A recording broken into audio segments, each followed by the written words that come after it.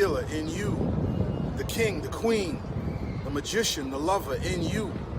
Every single day, we are called to walk in our purpose. Answer the call.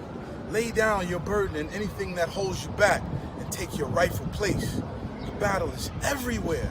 It's right in your face. Let's go.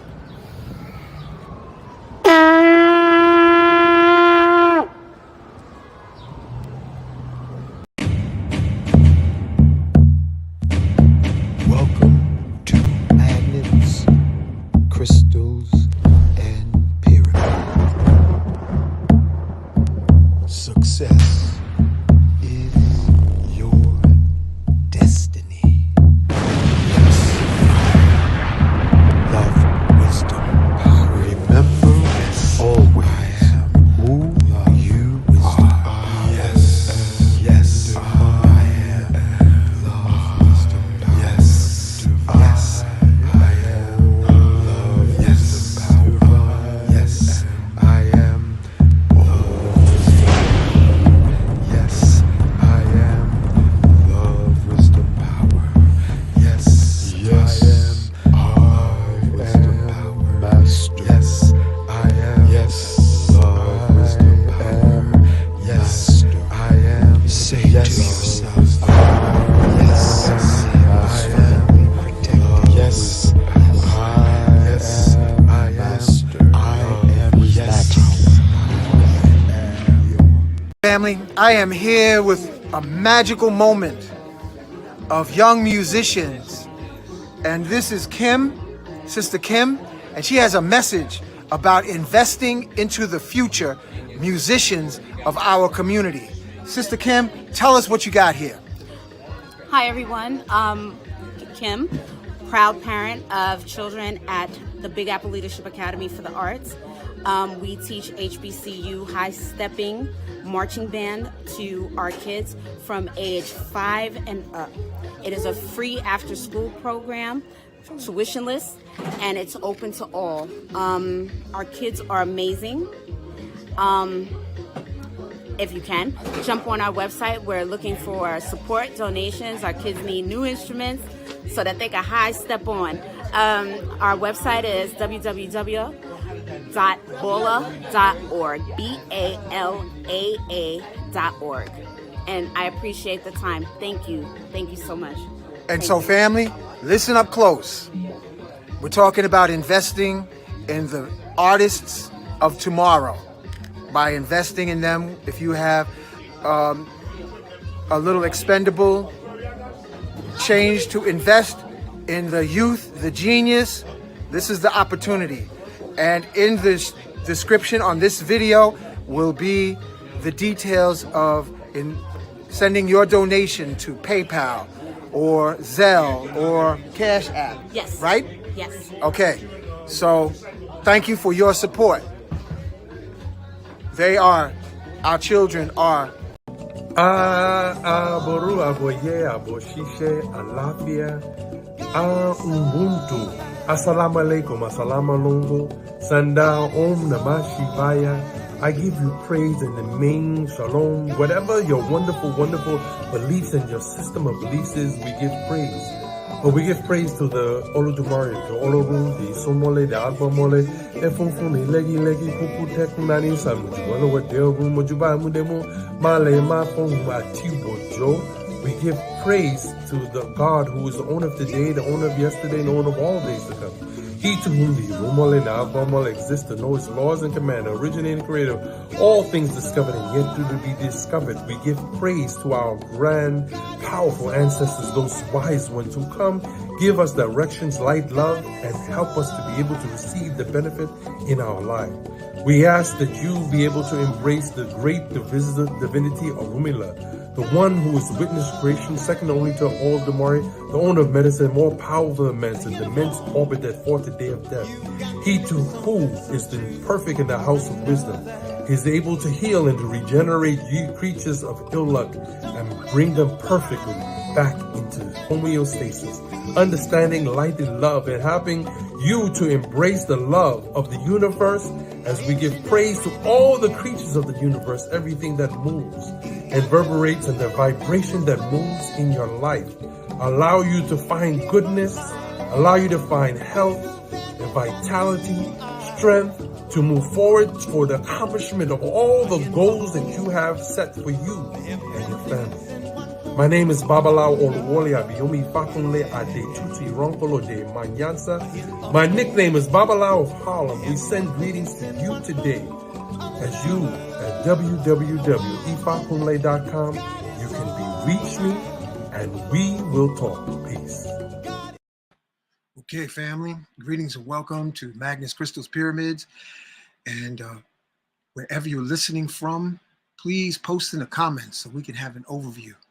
And I want to apologize for the technical snafu with the last show, because we had an incredible show, but something happened with my computer mechanics. So Master Mfundishi was gracious enough for us to do a remix. So without further ado, let's bring him on. Welcome to Magnus Crystal's Pyramids, Master Mfundishi. Dua, Ankh Uja Senebneb, Dua Inter. Yeah, I like that. My pleasure, brother.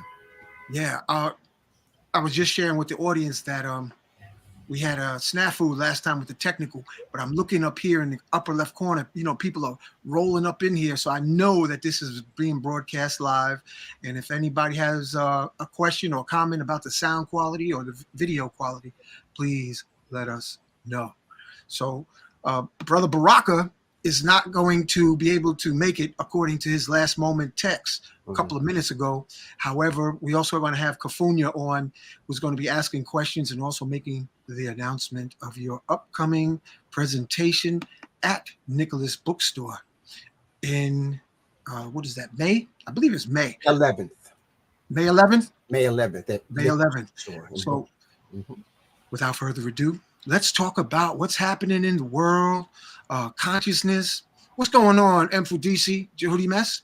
Well, first, I'd like to just give praise. Amin Ra Nasut Netra, Atin Ra Nebenank, De in Nu Ankh Uja Senebneb, Anejrak Amen, Anuk Amen, Amen, Anejrak Mut, Anuk Mut, Mut, Anejrak Kunsu, Anuk Kunsu, Anejrak Asar, Anuk Asar, Anejrak Aset, Anuk Aset, Anejrak Haru, Anuk Haru, Haru, Anejrak Jhuty, Anuk Jhuty, Jhuty, Anejrak Shishat, Anuk Shishat, Shishat, Anejrak Ma'at, Anuk Ma'at, Ma'at. Ma'at represents truth, justice, righteous, and harmonious balance in the universe, in reciprocity in all things. And so that is a good place to start at Ma'at. Dua Enter. All I know how to say is Ashe, Aho, Ubuntu. Yes, sir. You got somebody from... So I'd like to start out by first telling people, we're in April now. This is April 2nd. On April 14th, which is like 2 weeks away, all my classes start. So that's from beginner Medu beginner, intermediate classes. Then I have master classes. So if you've been studying Kemet for a while, but you don't know the language, but you know the natural rule, the oracle, you've been going to programs, you might even travel to Africa, then you want to take my master class. So I have a master class beginner, intermediate, and a master class advanced. So I have master class 1, 2, and 3. So when you go on my website, mfundishijhutyms.net, you'll see the beginner class. So if you're just starting from scratch, then you take my beginner class. Sister Ankness is teaching that class. She is a dynamic sister. She's one of our priestesses. She's been studying with me for about 15 years. She is dynamic. So you'll take the beginner class, and then my elder teacher in the class, in the beginner intermediate, the second level, is Brother Majid. And Majid Haru, dynamic brother. Again, he's been with me for about 15 years. He is one of our senior elder student teachers, and he is dynamic. He is methodical. He is precise. He's on it. And so if you want to learn that grammar and be in there, you take those 2 beginner classes, 1 and 2. If you've already, like I said, been introduced, but you still don't know the Medu Necha, then you can take the master class with me. Other than that, you would normally get me after you've taken the beginner and intermediate class, then you get the advanced class. Because I go into the history and the culture, and we all teach it from a symptomatic thought perspective as opposed to symbolic. It's not just memorization. It's not Simon says do this, Simon says that. No, we tell you why it came into being, and then we can prove it. We can show you it's tangible. We teach from a symptomatic perspective. And then I offered last semester a new class, and that was based upon my book, Mfundishi Jhutyms in the Spirit of the Magi. In fact, all my beginner classes, all my Medu Netra class, this is the textbook. Spiritual Warriors are Healers. You can order on my website, or you can go, if you want it quickly, you can just go to Amazon.com. I still get paid for it, but you want to make sure it says new edition. If you see up in the corner, it has to say new edition when you order it. That needs to be there, because you might see a cheaper version. One of the old out of print ones are still being sold on Amazon, but you want Spiritual Warriors are Healers, new edition. Has to have the new edition. When you look on the back, you're going to see Asa Hilliard and Brother Khalid Muhammad. So I like the graphics on that, man. Yes. So that's the one you want. But my new book, I have a volume 1 and a volume 2 of Spiritual Warriors. Now, Mfundishi Jhutyms, it's like a encyclopedia. It's like the textbook. It's like giving you the facts of all the Kemetic things that you need to know. We go through spirit, spirituality, the natural rule, the principles. I go into Afrocentric thinking. I talk about the Kemetic African martial arts, the martial science, how everybody was a warrior first. Every priest was a warrior first, then he became a priest. You were a warrior, then you became a mathematician. You were a warrior, then a teacher. You were a warrior, and then a carpenter. So no matter what, at the base, you were a warrior, a spiritual warrior. That's the foundation. That's the person who can take care of his family mentally, physically, and spiritually, and his people, and the guardians of his community. We're lacking that today. You notice we have nobody can defend your community.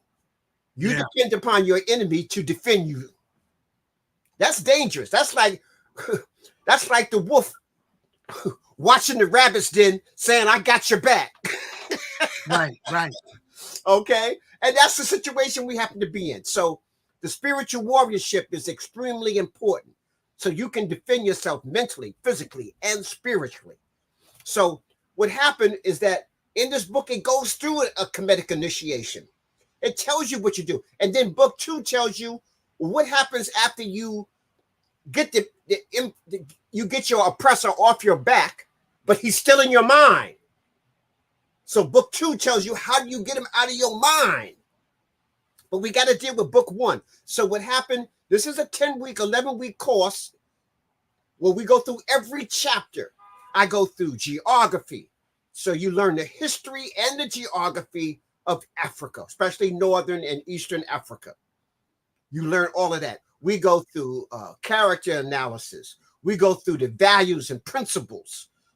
You get map work so that you understand how to utilize the map. And we give you all the true names of all the cities and stuff that was in ancient Kemet. Not the names they got today.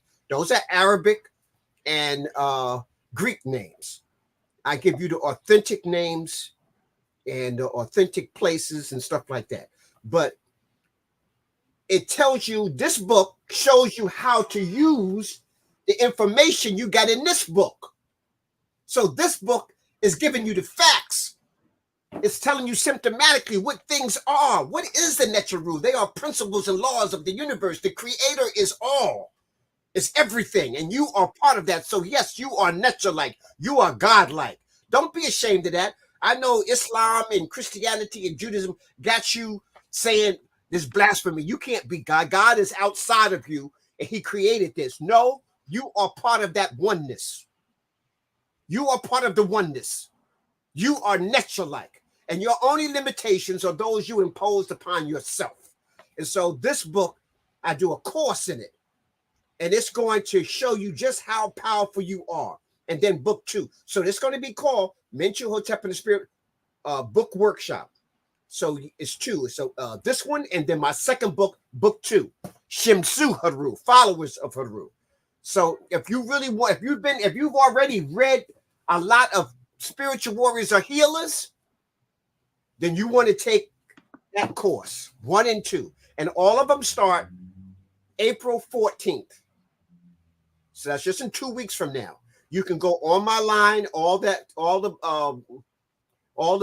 clicks and buzzing is operating, so you can register right now as we talking at mfundishijhutyms.net. You can take Medunetia 1, 2, or 3, or you can go and take Masterclass 1, 2, or 3, or you can take my course dealing with Menchu Hotep and the Spirit of the my book review 1 and 2. So they all are available now. You know, this is, I wanted to kind of get that, you know, out there so people will know they can register now. They got 2 weeks, and we allow you 2 weeks into the class still to join because we record every class. So you got to the end of the month to actually join, but try to get in. If you're listening to me, try to go ahead and register now, but you got to the end of the month because every class that we do, again, we record it. And so I have a sister, Brittany, who works with me. She is just dynamic. She's Shashat. She's the librarian, the mathematician. She's technical. She sends that video out. She sends you the link. She sends you the homework information. She sends you out there so you stay right on it. Okay. So I wanted to get that out the way. That's the classroom situation. That starts again April 14th. And now the next thing I want to put out real quick is that our next trip brother, is June. Okay, so on June 6th is our next trip. So if you want to go to Kemet, you need to be going with me. We give you a dynamic trip. We take you to all of the, you're in Cairo. We take you to Saqqara, the pyramids. We take you to Saqqara, the step pyramids. We take you to Dashur. We take you to the Bent Pyramid, the Medium Pyramid. We take you to the Cairo Museum. We take you to the new museum that just opened up. Nobody's really kind of did that. We take you to both of them, right? Then we take you to Luxor, and we do the Valley of the Kings, Valley of the Queens. We take you to Queen Nefertari's tomb, one of the best tombs. We take you to Menchu Hotep's mortuary temple, and we take you to Kemet Hatshepsut Amon's mortuary temple. So we do all of Luxor. Now you're with the Nubians. And then we go further south to Aswan, which is Nubian territory, where the blacks really are, not all of the Arabs. You get a chance to be with our people, and we get a chance to spend our money with our people. And we take you to the Nubian. They got a brand new museum there in Luxor. It's really nice. The Nubian Museum. I take people inside of the Nubian Museum. We cruise down the Nile for 3 days, and you get a chance to visit all the temple. I take you out to Beni Hassan, which is was ancient Mahez. That's where the warriors were buried. That's where you see those statues of the warriors. That's where you see the grappling on the wall. I got them all outlined in my book, Spiritual Warriors Are Healers. I show you that the foundation of judo, jiu-jitsu, karate, ninjutsu, all of the Asian arts, the foundation of it is right there in Africa in the wall of ancient Kemet. And that was done during the reign of Menchu Hotep. So that's approximately 2000 BCE. There was no Chinese, there was no Shaolin temple, wasn't no Japanese karate. None of that was in existence at that point. In fact, most of those people hadn't even been developed yet. And it was already ancient. This is the 11th so-called dynasty in ancient Kemet when that was put up. And it was already ancient because it was in existence before Kemet came into existence. And when you come to on May 11th, my lecture there is on that ancient Kash, which people call Nubia today, which is like Sudan, is the parent of ancient Kemet and existed for thousands of years before Kemet came. Kemet started out almost full-blown. Nobody starts out full-blown. You're supposed to be like a gradual thing. You get better, better, and better, and then you hit your peak. Well, Kemet peaked out in the first golden age. The pyramids are being built, the first golden age, the temples, the monuments, the wonders of the world during the first golden age. So where'd they get this information? It's not from some aliens, and it's not Okay, I need you to understand that. If they got it from aliens, we're the aliens. Okay, so I just need to say that. You're looking, we are the aliens we got it from. This is our genius. But I want to say this, and brother Hank, people don't do this. When people do the alien thing, I want to say something. When somebody much more intelligent to you bestow information on you, they do it from their perspective. So why would somebody from another galaxy use all of Earth's dimension to develop our monuments, our temples, our math, and our science? Pi, Phi, and the golden means is based upon what we see on Earth, how a flower grows, how a tree grows, how an acorn grows, right? So we use that map. A drop of water, a centimeter is based upon a drop of water is the same every place on the planet. So we use our measurement based upon nature. So whoever developed this dynamic science that we want to give credit to some other being from another planet was master of the planet Earth. Who was more master of the planet than the original inhabitants, the black, the Twa, the Sankoi, the Khoi, the short people who are the original people on the planet, who are the oldest DNA of human Homo sapiens sapien. So they mastered nature. That science was duplicated. And when you want to really know the science of ancient Kemet, it was placed in their architecture. Their architect, the Great Pyramid is aligned true north. We didn't even know what true north is until a couple hundred years ago. I want to say, Master Mfundishi, the longer I'm living, and family, feel free to make your comments, but it seems like now, and just watching, what's going on the social media, Billy Carson showing the parallels of the Temple of the Sun, what is it called? Temple of the Pyramid of the Sun and Pyramid of the Moon, right, in Mexico is identical. The base of the Pyramid of the Sun in Mexico is identical to the base of the Great Pyramid in Giza. And both of them are based upon the centimeter, and so it shows you whoever did the architectural structure in Kemet, which we know we did, are the same people that did the architectural structure. In fact, when I was there, I met with some ancient natives who didn't even speak Spanish. They spoke their original language. We did a dance on top of the Pyramid of the Sun. Wow. And they wouldn't let anybody else up there. And they played the drums, and we danced for about a half an hour. And they kneeled down to my feet and said, "The children and the seeds of the gods have returned." Wow. So they said they inherited that. They tell you that they did not do this. And we know they didn't do it. It's the same engineering, same structure. So the same people who built the temples in Guatemala, in Belize, Central America, Mexico, South America, Southern Asia, Angkor Wat, all those places, the same engineers are us. I made this statement before. It's like I used to write plays. So you write your play, you write your script, and then you practice the lines until you got it down perfect. And then when your play is flawless, just like you wanted it to be, you have an opening night and you present your greatness. And then after that, what do? You take the show on the road. That's what ancient Kemet did. They perfected, and ancient Kosh and ancient Kemet, they perfected their craft. And then they took it on the road. They got in boats and traveled across the Atlantic, the Pacific.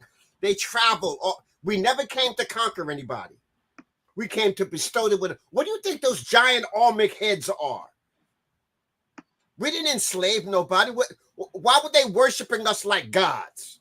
Because we came with the information and the knowledge. And we came to uplift them. And that's been the African persona all around the planet. That's hot, man. Because pyramids, they're showing pyramids popping up in the Antarctic, pyramids in Bosnia, pyramids. And it's all the same engineering and mathematics. So it just shows you that whoever did this had a mastery of the earth. If I came from another star system, I would be using my measurements to show you. I wouldn't be using the examples of plants here. You see what I'm saying? See, they overlook that, Brother Hank. These people are, when you create phi, pi, and the golden means, even the Milky Way is in the golden means. A flower, an acorn, everything is based upon this science, right? The spiral in you, even the way your hair grows in your head. The same golden mean spiral. So when we see how plants grow, how trees grow, when we see and we understand this science, that was manifested in our architectural engineering. Wow. So if I came from another planet, I would be showing you my architectural engineering. I would be showing you my math based upon where I come from. It wouldn't be based upon the circumference of the planet. It wouldn't be based upon, the distance from the earth to the sun, the earth to the moon. You see what I'm saying? It wouldn't be distance based upon the circumference of this planet. It wouldn't be how far speed travels from here to the moon and here to the sun. Those are calculations that we created. So I just need people to understand we are the aliens that they've been looking for. I'm starting to wonder. Are the aliens actually the appearance or the essence of Nubians? And is this a seed colony of, like ancient Kemet is a seed colony from Inburu or wherever these planets are? Are they possibly looking like Nubians? And that would be a historic there was mind blower. There was an interview from the founder of NASA. This Wazungu lady, European lady, was interviewing him, and she was a real good interviewer. She does with the paranormal and all of these type of things. So she asked him, she says, okay, look, level with me. Have you ever really seen an alien? So the guy says, yes. So she says, well, what did he look like? He said, well, he was about 9 feet tall and he was black. She said, oh, you mean he was real dark complexion? He said, no, he was black. And they were the master race that seeded everybody else. That the Greys and all these other so-called aliens, this is the master race that seeded all of them.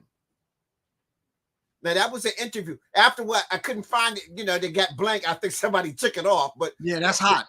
It was on there. And it was really, and she was like blown away. She was like, oh, he was real dark complexion. The guy said, no, he was black.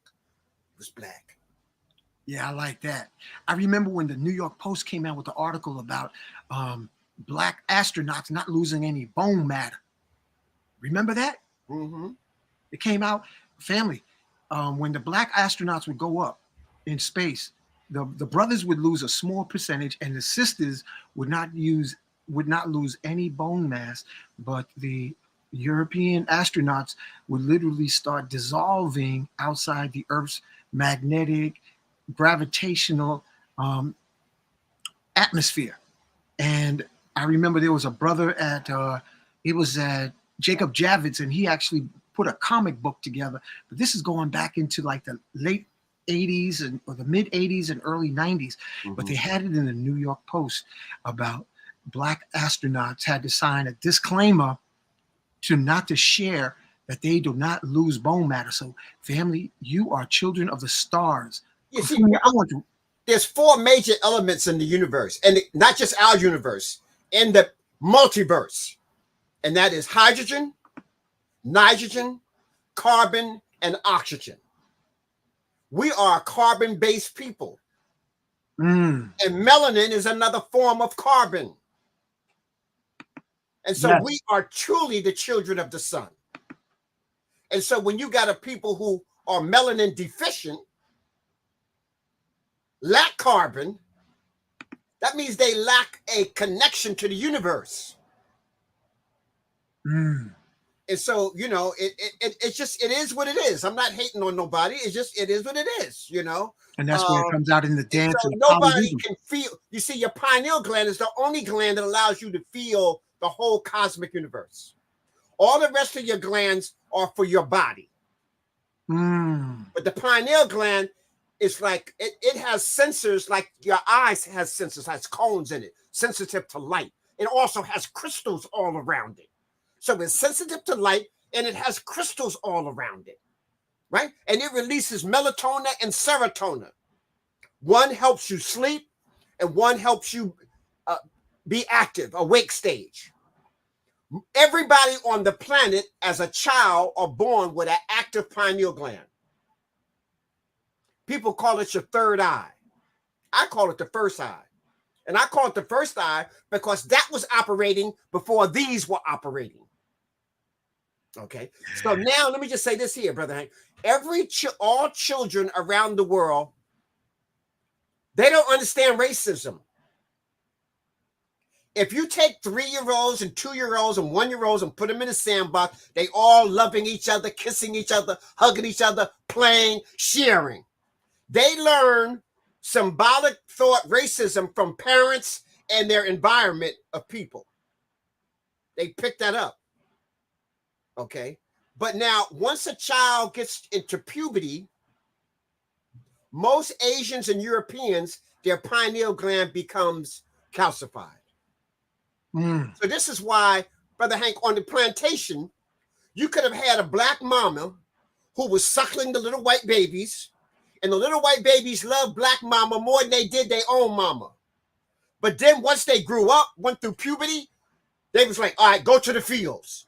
It's like, what happened? Wait a minute. This is your mama that suckled you. Now you got her in the fields, whooping her and stuff like that. Their pineal gland calcified, disconnected them from the feelings of other people in the whole universe. Now they become cold beings. They become just regular animal-like. Just survival, greed, material world. The spiritual world. That's why this whole society is what we call left-brained. Your left brain is your logical, mathematical, science brain. Your right brain is your creative, harmonious, feeling, musical, harmony brain. So you need a balance between the two. So if you are right-handed, which the society is predominantly a right-handed society, so even if you're left-handed, you're kind of like ostracized. Everything is made for right-handed people. You got to go to a special store because that's a left-brain society. When funds are cut into school, what's the first thing they cut? Music, art, dance, all of that stuff. That's right brain stuff. Get rid of that. We don't need that stuff. You learn some math, learn some science, boy. You know, let's just deal with logic. Bump all that feelings and kum de la and kumbaya stuff. Bump that. You know, so I just try to let you know that this left brain society based upon white male domination. Even your drugs. This is a drug society. All drugs is based upon white males, not even white females. The white male, everything is geared towards the white male. All your drugs, all the drugs and stuff are prescribed for that. Yeah, Rockefeller started that crap. Rockefeller, first he dealt with the oil, then he took over the education system. Took over the education. Rockefeller said, "Give me your 5-year-olds, and I will control you forever." Yeah, he wanted everybody dumb, just functionally dumb. And then he started getting into the medical society. Go ahead, brother. Watch this here. Just take a car, brother. Let's take a car from approximately close to 1900. Cars was done in the early 1900s, right? So let's see what the first cars look like. And then in the 1920s, you see what the cars look like. And now you look at today. You almost can't recognize the car of today. They got cars today that don't even need a driver. Cars drive themselves. Cars talk to you. The cars do. Now, you see how it's evolved? Now, if we had looked in the classroom in 1900 and you look in the classroom today, it's the same way. The seats are in rows. You got to raise your hand to go to the bathroom. Raise your hand. It's to make you a worker, an instructor. And it dumbs you down. Now, I said this last time, but I want to say it again, Hank, because it's going to be on tape this time. I want people to do it. We good this time, bro. Okay. So let it rip. NASA was trying to employ the best geniuses they could find in the country. So they went on what I call a hunt for geniuses. They had the geniuses within their organization create a test, an exam, and things of that nature to attract so that they can identify other geniuses. So first I want to identify what they classified as a genius. A genius is a person that can think outside of the box, can do quantitative and analytical thinking and critical thinking, can solve problems, and always can adjust to the situation that they're in to get out of the situation and find a solution. So little kids, they know a square object can't fit into a round hole. They can do deductive reasoning, all of that. So they found out that 5-year-olds, that 98% of 5-year-olds before they enter school, this before they enter kindergarten, were geniuses. 98%. Remember I said the pineal gland is active in everything in all children? This is all ethnic groups now. Then they took the test again at 10 years old. That's 3rd graders. They found out that only 30% of 3rd graders were geniuses. So, Hank, what happened between kindergarten and 3rd grade? They dumbed them down. Yeah, I remember that happened to me. My little hot 3rd grade teacher, Miss Goldstein, she probably in the senior citizen center now, but she got upset with me when I started talking about flying saucers. Okay, so that's what we do. We take your creativity away. You know, little kids be talking to themselves. Stop talking to yourself, Johnny. Raheem, get in the corner. You know, because you got all this energy, they don't know what to do with. And guess what? In this country, and especially the inner cities, almost 85 to 90% of your teachers is white European Jews. Female, let me say it again. White female European Jews are the #1 educational teachers in public school. Okay, so I'm putting that out there. So now, only 30%. So now they measured 15-year-olds. They say, okay, now you're entering high school. You're in the 9th and 10th grade. Let's test them again. Hey, 12%. So you went from 98 before kindergarten. Now by the time you get to high school, only 12% of y'all are geniuses. Now after high school, they really messed you up. So what they did now, so they said, okay, let's test 25-year-olds. You finished college or you finished trade school, but you definitely finished the educational system. Let's test them now. 25-year-olds, you're an adult. Hank, it's going to mess you up. 2%. 2% of the American public adults are classified as geniuses. So what happened between pre-K and you becoming an adult? You got dumbed down. Religion has indoctrinated you and got you believing in fairy tales and to dismiss logic. In fact, religion has got you even dismissing the truth. That the truth ain't even the truth. Cognitive dissonance. If I even prove something is wrong, you dismiss it. And even if I give you some good information, you don't know what to do with it. Think about how many great teachers we've had. El Haj Malik El Shabazz, Marcus Garvey, W.B. Du Bois. We had these tremendous teachers in our lives. And we still upside down, inside out, and backwards. Because when we get the information, like even right now, on the internet, boy, there's so much liberating information that is unbelievable. I mean, there's a lot of nonsense out there too. And you got to be able to discern the nonsense from the good stuff. But the good stuff is there. But even when you get a good lecture, you get some good teachings, you don't know what to do with it. You can't talk to your family about it. They Muslims or Christians or Buddhists or Hindus or Hebrew Israelites or something. And so they've been programmed into fairy tales. I mean, the book tells you that this is an allegory. An allegory says that it's not true. It's a made-up story to try to prove a point. Now, the point is good, but You be, oh yeah, no, I'm a descendant of the 12 tribes. No, that was the zodiac. It wasn't no 12 tribes. That was the 12 houses of the zodiac. But you believing in the ham and sham and stuff, that's some made up nonsense. You believe it, people are out hunting for the Noah's Ark. You believe that he got 2 mosquitoes, 2 of everything, and put him in, and 2 of flies, 2 of everything, and put him in his boat. That's so stupid, it's ridiculous. How about all the fish? He got 2 of the fish and put him in his boat too? Coming down. Okay, I'm trying to show you how you believe in fairy tales. Mm-hmm. And then a woman comes from the rib of a man. Now, that's the stupidest stuff I've ever heard. I mean, you need to be smacked. I mean, even 5-year-olds know that's stupid. Okay, everybody got a biblical call. You come from the womb of a woman. Right. You know? And then you try to make the woman evil. She's the reason why you got kicked out of the garden. But now watch this, Hank. We talked about this last time. Every society, no, let me take it back. I'm sorry.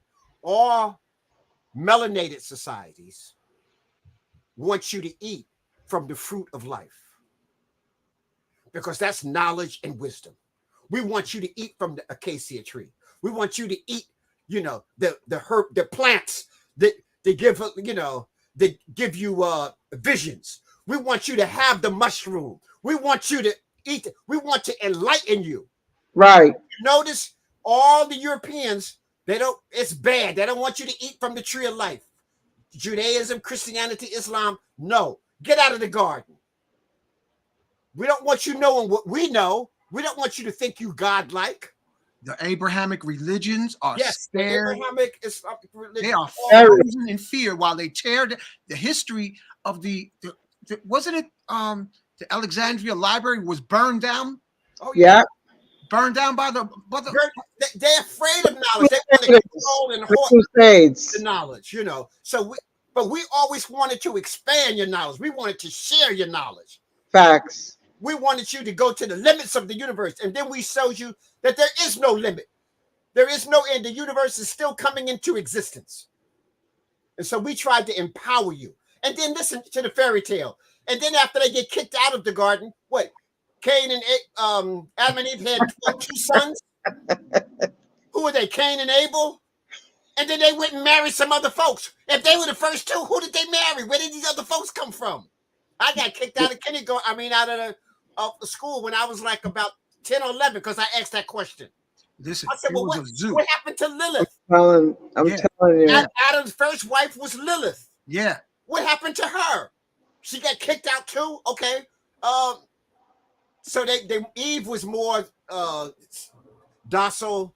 She was more obedient and stuff like that. So they had to redo the woman. They had to do a makeover. They didn't want an independent, strong woman. They got rid of her, and then it's all right with y'all in the Bible. It's okay. And think about it. Your God is a vengeful God. And you think that's good. Your God chooses people over other people. You are the only ones. The God in the Bible killed millions of people. Jealous. Yes. Envious. It's okay. It's sanctioned. Murderer. In fact, God told you to go get him. I mean, that's crazy. But I'm trying to let people see. I'm not trying to just attack your religion personally. I'm saying all religion is symbolic thought. And it's not proven or based upon, it's not history. None of those books are history books. Your Quran is not a history book. Your Bible is not a history book. You can't find almost none of the places. You can't find none of the people. You can't find. I did this last time. My book is on Mfundishi Jhutyms. Mfundishi Jhutyms lived more than 2000 BCE, 4,000 years ago. The Bible is based upon a man who lived 2,000 years ago. So more than 4,000 years ago, this man lived. We got his mummy. We got his tomb. We got his writings. We got the buildings he created, his mortuary temple, all that. How come we can't find nobody in the Bible? Nobody in the Bible read the Bible. And we can't find it. But I can go back. So when I talk about ancient Kemet, This is symptomatic thought. I can prove it. It's concrete. It's something that I can go to. And my sister, when I do the lecture on the 11th, I'm going to show you how ancient Kosh was the parent of ancient Kemet. And all the paraphernalia that you saw in Kemet was already created. Already created. So I need people to understand. You need to be spiritual. And spiritual is not religious. Yes. Don't confuse the two.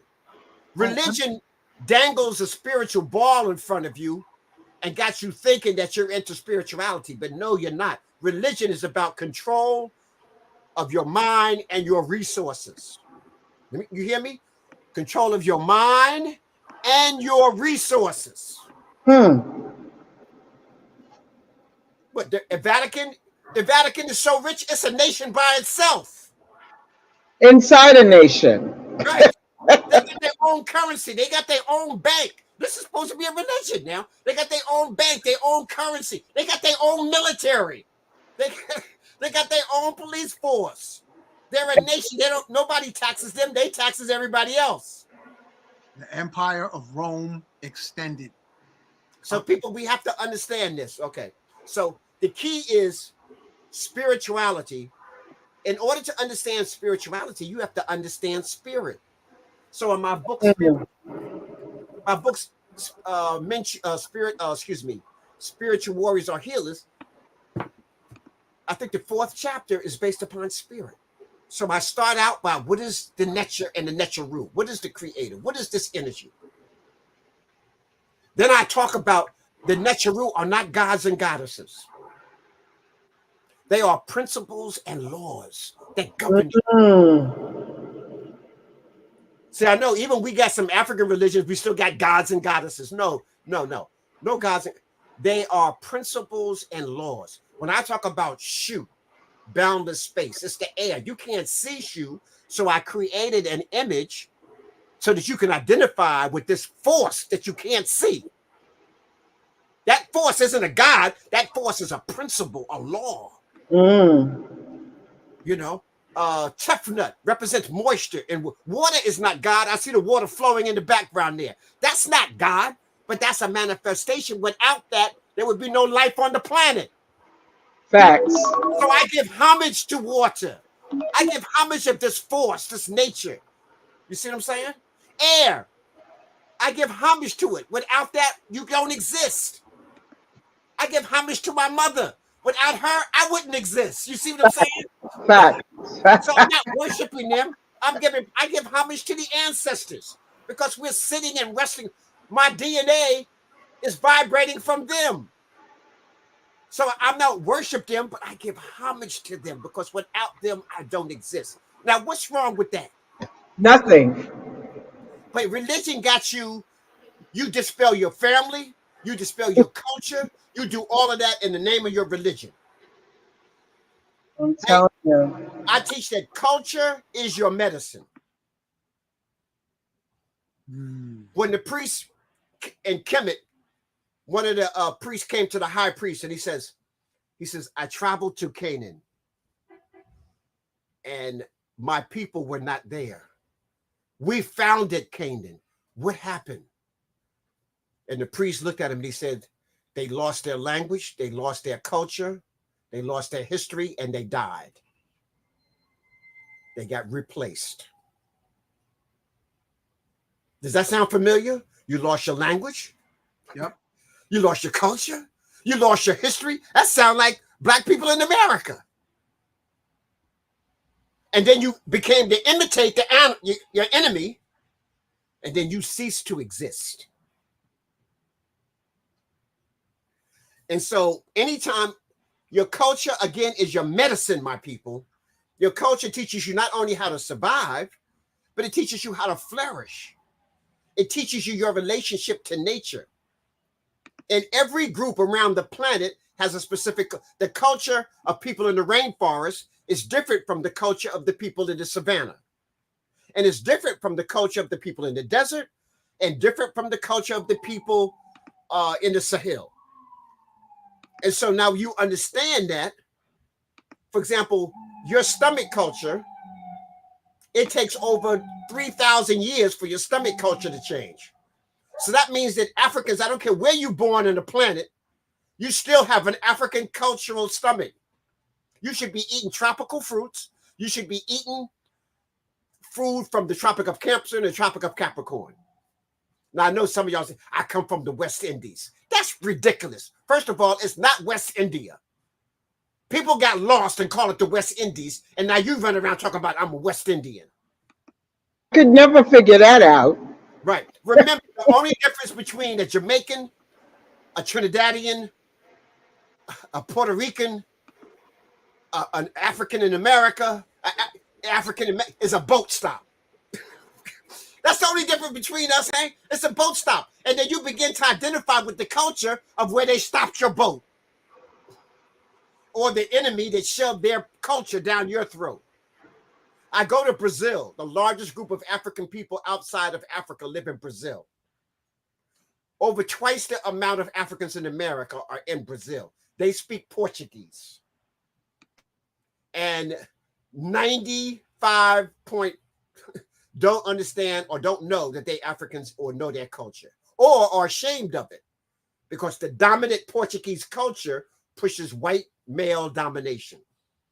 If you ever see a commercial for Jamaica, you won't see nobody. I mean, for Brazil, you don't see Africans who look like us. You only see the amalgamated, people who blended together, kind of tan olive people or white people. Because whoever controls the situation defines it. When I go there, they can't wait to hear me talk. Every place we went, it was standing room only almost. Because they are hungry for our information. Now, as backward as you think we are, we're the most conscious group of Africans on the planet Earth. I'm going to say, DC, share with the audience from the previous show what happened when you went to Egypt to see the pyramids and you had an ankh on your hat. Right. I wish I had the ankh. I had an ankh that's made into the clothes right here. And we're at the Great Pyramid, and we're getting ready to go in. Now, the pyramids is outside, but you just got to go through the little barrier. So I'm not like going in a temple or something like that. We're going outside to the pyramids. But to go through the barrier, we have to pay. The guy said, oh, no, you can't come in here with that. He said, first of all, I got to take this off. I had this very same mask on. This is a Ghanaian mask. And he says, I had to take my hat off because I can't have that. I can't have an ankh. I said, man, the ankh comes from here. He said, no, but we control this now. We're Muslims. And you can't come in here with that. Did y'all hear that?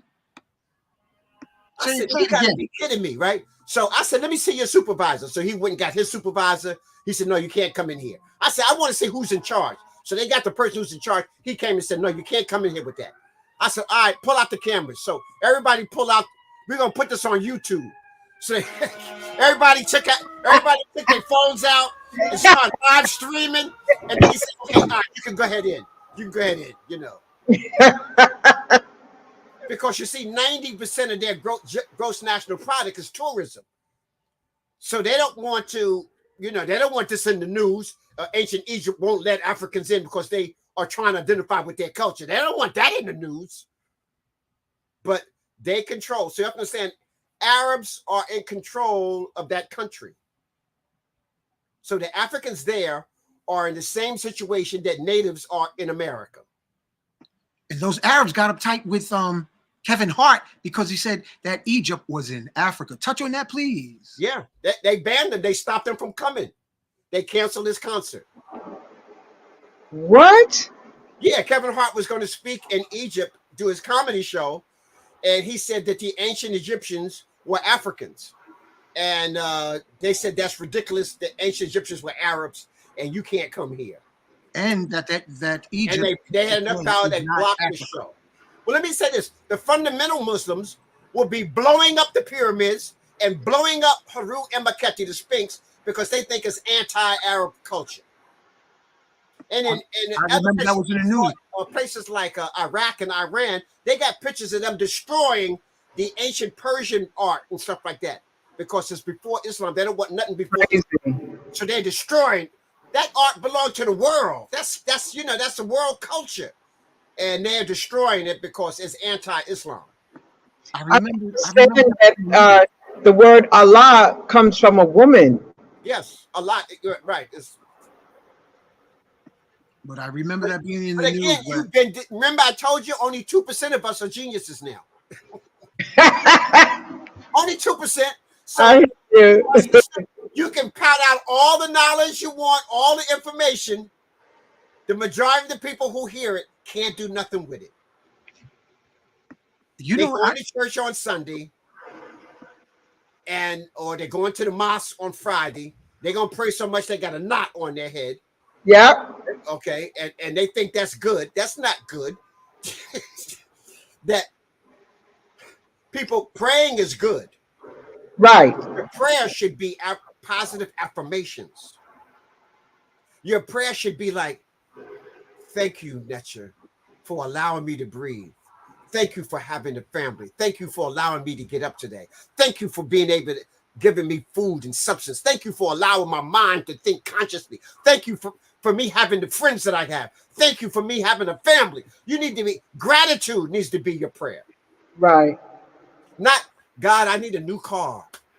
God, I need a woman. God, I need a man. God, I need, that's begging. That ain't prayer. That's begging. And ain't nobody listening to you. Because the creator is in you. Each one of us, the creator resides in all of us. Even the man in the gutter has the same access to the creator as the Pope or your preacher. In fact, your preacher might not even have access to the creator because they've been so brainwashed, they just regurgitating.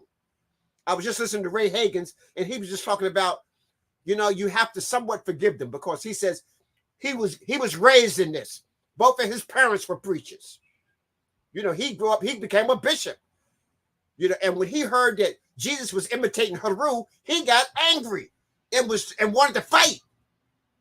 And he was going to investigate to prove that I was wrong. And as more he investigated, the more he found out the lies in the Bible. And now he's probably one of the best components of telling people that the majority of the stuff in there is contradictions and lies. And the good stuff they got from Kemet, or they got from the cuneiform in Asia, Africans in Asia. Okay. That's why I say the unveiling continues. Yes. It continues. It's happening. So the new conscious person of tomorrow, brother and sister, is going to be the ones who can undo the damage that has been done. It's not so much of getting new stuff in. It's getting rid of all the old stuff. Little things like positive and negative. You've been taught positive is good and negative is bad, when actually negative ions are good and positive ions are bad. Okay, you've been taught exactly. is up when actually north is down and south is up. We gotta redo what they've done. Don't throw it away. Don't throw the baby in the bathwater out. Just throw the bathwater out, change the water, and let the baby grow. Okay, so we gotta undo, and hey, I gotta put emphasis on this. Remember, I talked about what is a genius? We gotta begin to control our educational system. For real. Rockefeller said, "Just give me your 5-year-olds, and I can control you forever." The whole Willie Lynch type of thing, we gotta take, and that's not a priority. We complain about the educational system is messing us up. But I'm going to say this. The educational system in America, east, north, south, and west, and central, is doing exactly what it's supposed to do. Mess your head up, keep you enslaved, and to perpetuate the status quo. And those who learn their lessons the most, watch this here. I want to throw this other tidbit out. So about the genius thing. So from pre-K, 98%, 25-year-olds, 2%. Now let me say this. This is statistics now. The majority of the A students who were in school and in college and work for the government. The majority of the B students work for corporate America. And then guess what? The entrepreneurs, most of the millionaires were the C students. Well, they knew just enough to pass, but they didn't take all that bullshit in. Right, exactly. They knew it was bullshit, but they knew enough to pass to get up out of there. And they start their own business. Majority of the millionaires didn't graduate from college. That's right. Even Bill Gates didn't even graduate from college. Okay? So I need people to clearly understand that. Now, the D and the F students are filling the prisons and the homeless and stuff like that. So you got to learn something. Okay? So the DF students, they know that the prison, remember 3rd grade, they know how many prisons, how many correctional institutions to build. Right. Aptitude of the third. That's how they mess your head up. From the 3rd grade, only about 5% of the people can change. That's why they had a group called the 5%ers. Malcolm taught me in 1964, he said 1% controls the whole economy. Right. 4% is their henchmen, their defense, their military, their police force, their security to maintain the 1% in power. 90% is the food and the gravy for the rich. 5% is outside of that. So right now, we represent the 5%. 5%, yes. We represent that 5% nation. They try to always get us because they know we could possibly influence that 90%. See, the power is in the 90%. The power is in the masses, the ignorant people who you think we can't do nothing with. The Black Panther Party showed you that the so-called worst deviant people in the community became the real vanguards that can commit change. Every revolution is done by the youth and the young people, the masses. No revolution was done by the intellectual elite because they're comfortable. It's always the masses who are being oppressed rise up and change the order. And so our message is out. You know, Malcolm used to say all the time, he says, I'm a field Negro. He says, I'm with the masses. I'm like, I want to get out of the master's house. And we say the same thing today that they said back then. Leave this good white man, leave massa? No. Where can I get a better job than I get here? Where can I get better food than I got here? No, I ain't going nowhere. America's my home, brother. You know, so. Well, I just wanted to say, Brother Mfundishi, that's why you're a part of our spiritual legacy series that we have at Nicholas Brooklyn, because a legacy, as you know, may come from a character, a reputation, and the life you lead, setting an example for others to guide their future legacies, often tremendously impact, encourage, and leave pathways for future generations. The legacy is a difference you make now, not yesterday, but in the here and now. It's who you are and what you do to make things better today. That's what it means to live your legacy, and that's what it means for myself and Monique to present these wonderful programs that bring transformation. They say knowledge is power, but you have to take that knowledge and put it into action. Yes. You know, and we have 17 and under for the youth is absolutely free. So the parents don't have no excuse. You know, they could bring their youth and whatnot, and we have them there.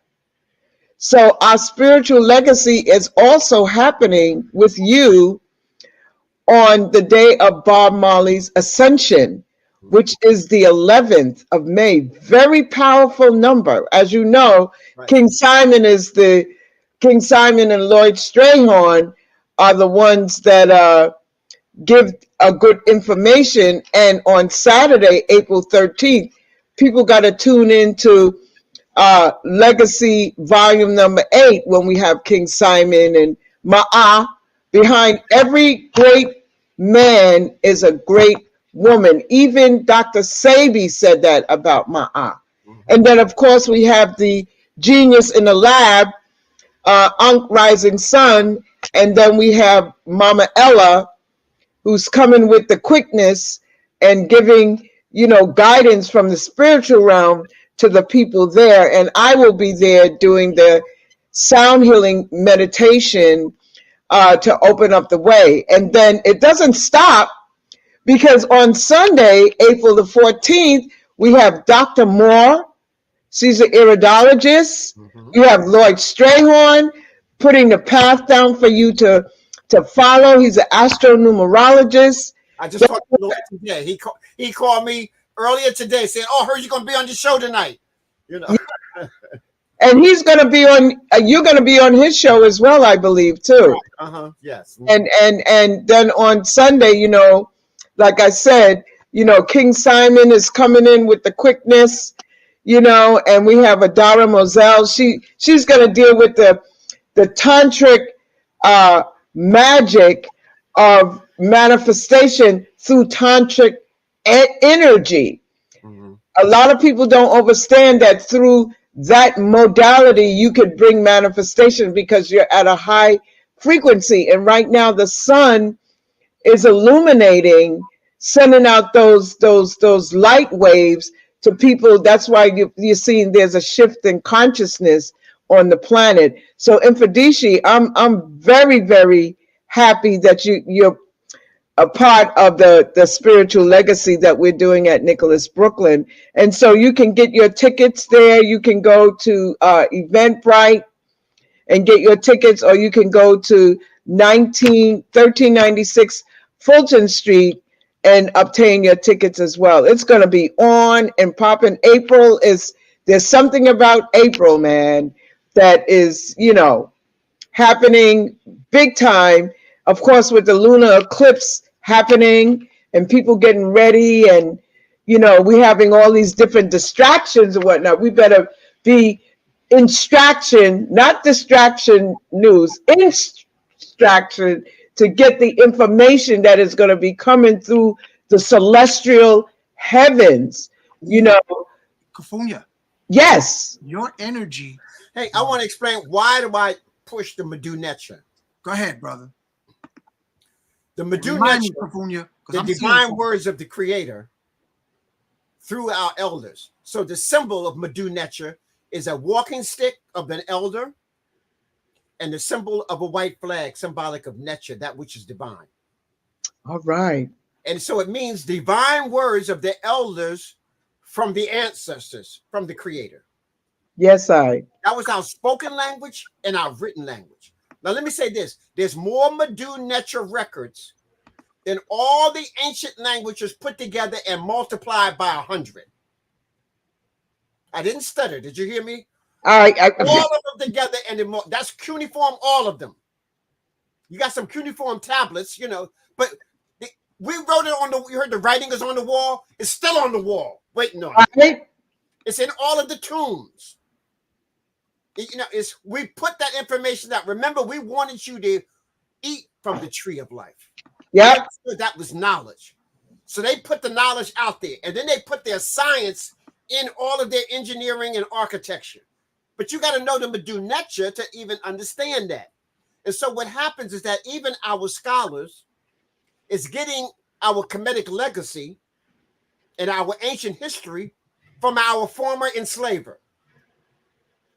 You're depending on him. You're depending on a non-spiritual people to translate a spiritual work. Exactly. It doesn't work. It's not. It can't. It has. You're not even getting half of what our ancestors taught. So when you start reading the Medu Netra yourself, it's like you have a direct hotline with the ancestors. No middle person.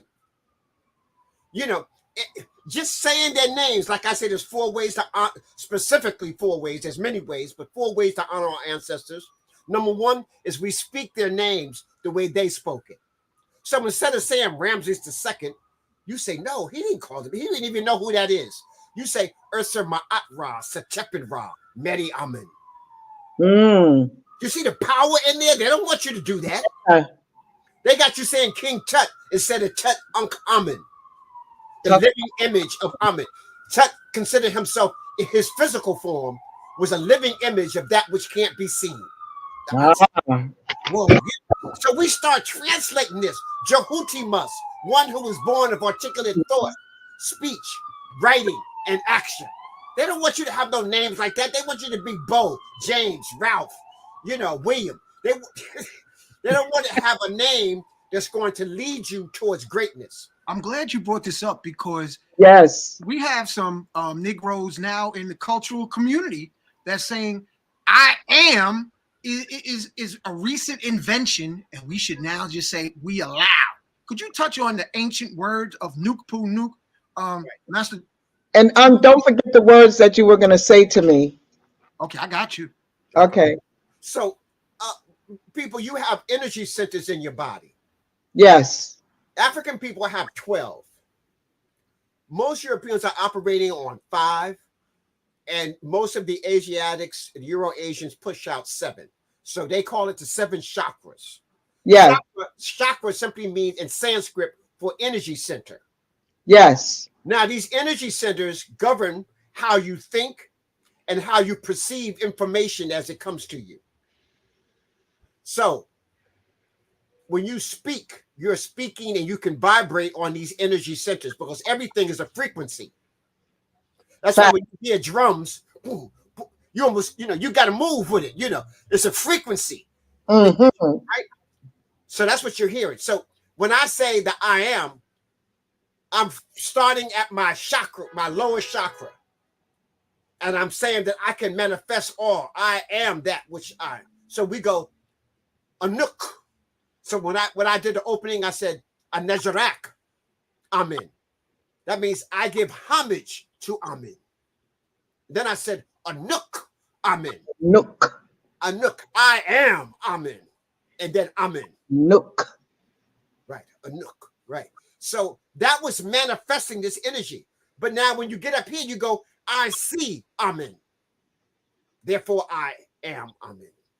I manifest Amen. I'm vibrating. I speak Amen. So each of the centers you do, don't just do the I am, you do all of them. Yes, I am wealthy. I can feel wealth coming. I am the spirit of wealth. Wealth is vibrating in my voice. I can see the wealth. I can hear so you do all of those affirmations to acknowledge who you are. So don't just stop at the I am, but the I am is powerful. It's the first, the root. It's the root. So you start from the root and then you work your way up to the highest spiritual knowledge. I am the knowledge. I see the knowledge. I feel the knowledge. I'm manifesting the knowledge. I know the knowledge. Okay. I know I am wealth. I see the wealth coming. I used to hear a brother came by my table one time. He said, Mfundishi, I see what you're doing, man. He said, I'm getting ready to get a chunk of money. And when I get it, I'm going to break a piece off. I mean, it was just his terminology, a chunk of money like gold, is a chunk, And or silver, platinum. Yeah. He said when he get his chunk, he going to break a piece off for me.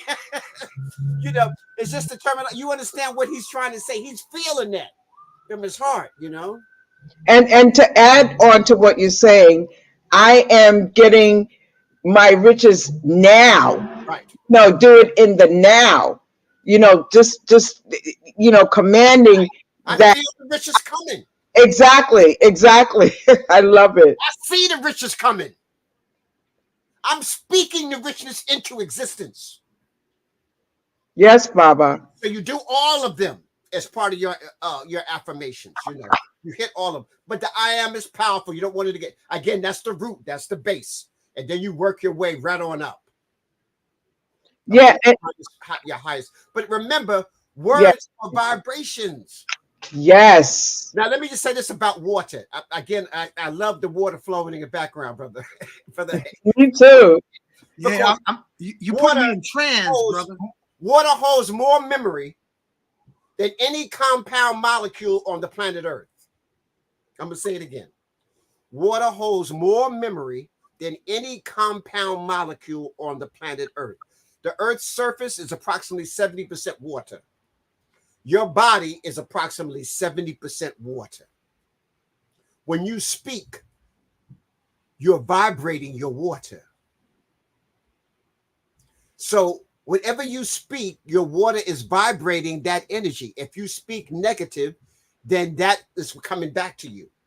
So people who are using profanity all the time, cursing all the time, and then you wonder why things ain't going right. Well, you're vibrating on the lowest frequency. So therefore you attract the lowest frequency. Change your words, you change your deeds and your actions. Raise your consciousnness. If you raise your consciousness, you have you'll raise the vibration of the words that you speak. Yes, I I. say that all the time. You know, you want positive affirmations, but everybody's an MFer and everybody is this and F that and this and that. And then you wonder why stuff is messed up. Yeah. That's the vibration you put out. They have a group of priests. There was a pool of water and the water was polluted. And the priests all held hands, more than a dozen, around this water. And they began to chant, Brother Hank. And they began to pray on the power of cleanliness. And they tested the water before and afterwards. And afterwards, they had cleaned up almost 90% of the water. Uh-huh. Yep. From the vibration. So you can do that with your body. Healing starts with your consciousness first. You got to believe you can be healed. That's why most people die right away when they get cancer, because they think ain't no cure for cancer. Or you got cancer. You go, oh, Lord, you know, and you half dead already. Facts. You go to chemo and that wipes you out because that kills the good and the bad cells. That's ridiculous. Woo. You know, if the foods you ate caused the cancer, then the foods you can eat or the herbs you can eat can cure it. Master Mfundishi, Dr. Sebi proved this. I want you to touch on, you know, we got our folks, you know, our folks are spooky. All right. So now you got on internet about this upcoming eclipse, and folks are like, hide under the bed, get inside the refrigerator. Could you help illuminate our spooky folks somewhat? People, when we have these phenomena that happen in the galaxy, Mm-hmm. in our solar system. So this is happening in our solar system when you have the alignment of the sun, the moon, and the earth. It just means that there is energy that's being pushed out that normally is not being pushed out, because certain energy is being blocked and then certain energy is then being transmitted. Mm-hmm.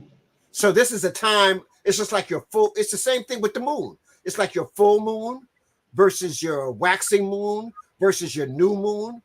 I mean, we understand that there's energy happening when there's an alignment of these planets. So you know that if you're getting ready to start a new thing, you don't want to do it on the waxing moon. You want to do it on the new moon. Yeah. You know, when you want to complete something, you want it, and you want to really manifest it at its highest level, you want to operate on the full moon where it's giving out the most energy. Yeah. You know, so you understand the cycles, just like your body has cycles. You have a morning cycle, a noon cycle, and the evening cycle. You should be eating on your cycles. In fact, the first cycle in the morning, from like 6 in the morning to like noontime, you shouldn't be eating. That's or you should be doing things, because that's your elimination cycle. Facts. You should be fasting. Then you have from in the afternoon up until 8 o'clock at night that's when you consume your energy. So your highest meals should be when the sun is at the highest of the sky and during the noon. So you eat during those hours from 12 noon on. That's when you break in your fast. And then you have your cycle where you're not consuming any food because the body is repairing. The body can't repair and eat, and you stuffing it down with food all at the same time. So from 8, 9, that's why you shouldn't. If you're hungry at 12 o'clock, just drink some water. Most of the time. Yeah. You know, you shouldn't be eating 1 o'clock in the morning or eating a heavy meal. You can't digest that. That's the elimination period. That stuff is just going in and out. You know, I'm so glad you're touching on this, because what I truly intuitively, I'm looking at how Kafumya, Master Mfundishi, Kafumya opened up her locks for this show, and her energy is way different than when she got it stuffed up underneath the hair wrap. And whatever is happening with this new moon, family, open up, relax. Like Master Mfundishi say, just flow with it. You are divine being. Yes. There's nothing to be spooky about. Right. And the fact that you just came back from Africa is a whole other thing, being in that sun and being in that water. I'm telling you. So yeah, let me go back to that word again. So when we are speaking affirmations, you're speaking to your water. Ooh. Programming your water. And so that's why meditation is I'm listening. Prayer, I'm giving gratitude. Yes. I'm listening so that I can do, and then praying, I give gratitude. So, you know, we got to put that cycle together. That's why, you know, it's so important to have that quiet time every day, Brother Hank. Everybody needs a half an hour, 15, 20 minutes, an hour, something, where they're not doing anything but taking in the energy of the Creator that would die within them. You're so right, brother. You're so right. You know, so everybody needs to have their own altar. In ancient Kemet, we didn't have no churches. Those temples weren't churches. Those were like universities. Your church was your home. So let me do this here. There's 5 sacred temples. The first sacred temple is your consciousness. Your second sacred temple is your heart. Your third sacred temple is your body. Your fourth sacred temple is your altar or your home or where you reside to recharge. And your fifth temple is nature, uncontaminated by man. So we're looking out at these waves. That's part of the fifth. The rainforest, the parks, the places like that. Those are your fifth temple. If you keep all of them clean, keep all of them in this pure natural state, they all enhance your well-being. Yes. So I'm gonna say it again. So if you're cussing and fussing all the time, you already dismissed that first temple. Okay. If your favorite hangout is Smitty's Lounge, you've already dismissed the first temple. The second temple, if you're envious, devious, and jealous, and all of that in your heart, you've messed up your second temple. If you funky and ain't washing the body right, and not exercising and not in tuning, you messed up the third temple. Your body all out of shape. You out of weight, underweight, in bad shape. That's the you didn't take care of that temple. So it's not gonna take care of you. Your home, if you ain't got an altar, a sacred place where you can meditate and spend that quiet time. So you when you coming from the outside world, you gotta come in and recharge. Yeah. If you go from the craziness from the outside world to the craziness in your house, what happens? You get burnt up, you know? And as black men, we shouldn't even pay Social Security because most of us don't live long enough to collect it. You got that right. They're trying to raise it now to like 78 to 72. I mean, 68 to 72. You know, the average black man ain't even living to be 60. I'm telling you. Okay. As Chris Rock would say, damn! White women live the longest. Then comes white men. Then comes black women. And then black men has the shortest lifespan. When in ancient time, we had the longest lifespan. But remember I said culture is your medicine. We're outside of our cultural paradigm. You know, like diabetes and stuff, that used to be a rich white man's disease at the turn of the century. It's 100 years ago. Just 100 years ago. That was only white people, wealthy white people had diabetes and sugar and stuff like that. Now we lead almost all the major diseases, black people in every category. Every category except for skin disease, skin cancer. White people still got skin cancer going. Oh yeah, they're getting chewed up in Israel with They're that sun. allergic to the sun. They don't want to talk about it. Yeah. And I don't think it's legal for them to do DNA to show that they're not connected with the Ethiopian bloodline. Right.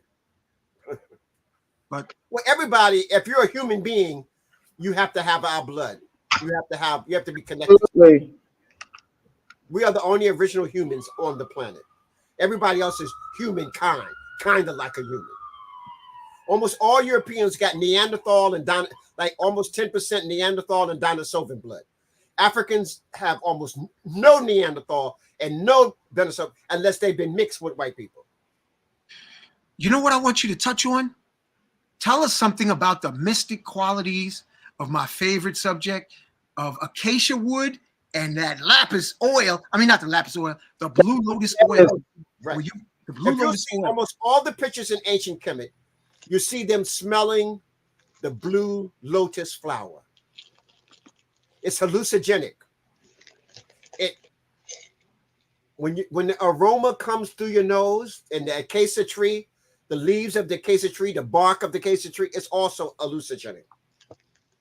What it does is that when you smell it, your brain is sitting on top of your nasal cavity. True. So your brain automatically lights up. Your pineal gland is automatically activated. The DMT? Yeah. Allows you to leave this spiritual realm and move into a higher level of consciousness. There's multi-dimensions happening simultaneously. It's just like when I'm looking, I see one thing. You could think you're looking at the same thing, and we see two different things because of different levels of consciousness. So everybody's not seeing the same thing. It's like if you got dark brown eyes, heavily melanated, and somebody else got blue eyes and gray eyes, they don't see the same colors you see. The spectrum, yeah. I know you think everybody's seeing what you see. You see all these beautiful colors. They don't see all of that. They see some other shades and stuff like that, but they don't see the richness of the color as melanated eyes do. Let me say this here. Even in a lip and your synapses of their brain don't snap as quick because they lack melanin. Let me say this here. Every running event in the Olympics today is held by a black person or person of color. Not most of them.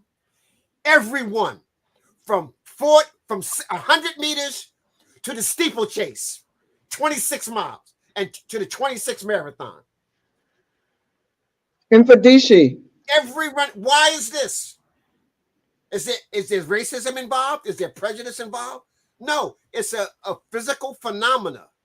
In fact, if you look at the sprints, it looked like there's prejudice. It looked like we said, white people, y'all can't be in this event. This is only for black people. Because in the finals, all you're going to see is some brothers, the sisters. You see these black women? Oh, man, the stuff that they're doing in the Olympics is just unbelievable. And now they let us into swimming, and this sister just broke all the swimming records. They let us into tennis, and the sisters went crazy. We didn't want the tennis. So everything but what I want to say this here, in order for you to have this physical ability, all physical ability starts in the mind first. Right. So if you got moves that can't nobody handle, like an O.J. Simpson with the ball, Marcus Allen with the ball, if you Jim Brown with the ball, if you can do stuff nobody else can do, all of that happened here first. Right. So you're trying to, if you tell me, okay, you're superior physically, but that's all. No. In order for me to be physically superior and we're the same size, there has to be something mentally happening. Mm-hmm. You're trying to tell me that. So that's why they don't want you in that corporate office. You be doing the gorilla slam dunk like Jordan with the computers. What kind of formula was that? What kind of, that's the excitement we would be bringing. So they got to, do y'all remember Eddie Murphy and Trading Places? Oh, yeah. Oh, yeah. With a bunch of bookies. A bunch of bookies. I know what's going on. Y'all gonna be trading because y'all gonna get tight, and everybody was listening, like because we understood the game. They don't want you in that arena. So stocks, bonds, trading, all of that, we would be super in everything we do. We just have to wake up and live, like Bob Marley said. Wake up and live. And someone in the Bob Marley said, "Nobody can free us but ourselves." That's right. He says it right in his song. And look at you on the ascension of the 11th. Man, this is powerful. Someone in the chat wanted to know how they could sign up for your next trip to It's right on the ticker tape. Read. That's why we gotta build that mental muscle. They just go to read right there on the ticker tape. It's going across there. Yeah, it is. I see that. They go on my website and they'll see events, and then they'll see my trip to Egypt on June 6th. And I'm gonna say this, Master Mfundishi family, we gotta cultivate mental muscle, because Dick Gregory, God bless him, he said, question everything. Yes. Question everything. Don't get caught up in your emotions. As Professor Leonard Jeffrey says, do a critical analysis to free the paralysis. Yes. So, Master Mfundishi, and I say this intentionally, family, Master Mfundishi, tell the family how many books you have published. Uh-oh. Well, no, I'm still a beginner. I got 8. Wow. So I'm going to show you 4 here. In fact, I got Kupagani and Gumi done in 1990. Let me make big screen. Do it again. Kupagani and Gumi done in 1990. 2000, I got Spiritual Warriors and Healers. 2016, I did Menchu Hotep. 2020, I got the second volume, Menchu Hotep Volume 2. I got a book, I don't have it out here, but I got 7 Shades of Black done 1980. So my first book was done in the 1970s. I started out as a poet and a playwright. So I won first place at a poetry contest, a national, and the reward was a free chat book. So my first book was a book of poetry. I also had a play, El Hajj Malik El Shabazz, The Life and Times of Malcolm X. I also had another play called I Love the Night. In fact, one of the famous singers, oh, wow, I can't think of her name right now. But anyhow, she starred in my play at Rutgers University. So I've taught at Rutgers University in New Brunswick, New Jersey, Essex County, Middlesex County in New Jersey, Essex County in New Jersey. I worked with Dr. Leonard Jeffries at City College. University of Dar es Salaam in Tanzania. I wanted to make sure that when I spoke to Africans on the continent, that I spoke as one of them. So my homeland, my father's homeland is in Tanzania. And so I also got a master's degree at the University of Dar es Salaam in archaeology and anthropology. I kind of double up there. And y'all hear what he said? Say that again. Say that again. So I wanted to make sure that when I got a degree in America and stuff, and a degree in masters in Africa, because when I spoke with Africans on the continent, I wanted them to know that I know their struggle. I'm you. We're all one. So I understood anthropology and archaeology from Africa, and then my history, culture, and spiritual, and my doctor's is in naturopath holistic healing. So wow. 3 master's degrees and then doctors in holistic healing. Ooh, so Master Mfundishi, could you share with our folks who are not aware of crystals and how they can benefit? Because I always see your crystals on your table. Yes. Mm-hmm. If you'll even see behind me, you'll see the crystals all over the place. I got them all over my house. Can you get a close up? Can they see how? Yeah. Wow. Woo. Okay. So I have them all over the place. Crystal in your palm when you do your meditation. Remember, everything is a vibration. There's 5 domains that we need to be concerned with to be masters of ourselves. The first domain is the spirit domain. Spirit is everywhere, is everything. Spirit is the consciousness. From spirit, it manifests the mineral domain. So remember, hydrogen, nitrogen, oxygen, and carbon are the 4 elements, major elements that exist throughout the cosmos. Okay.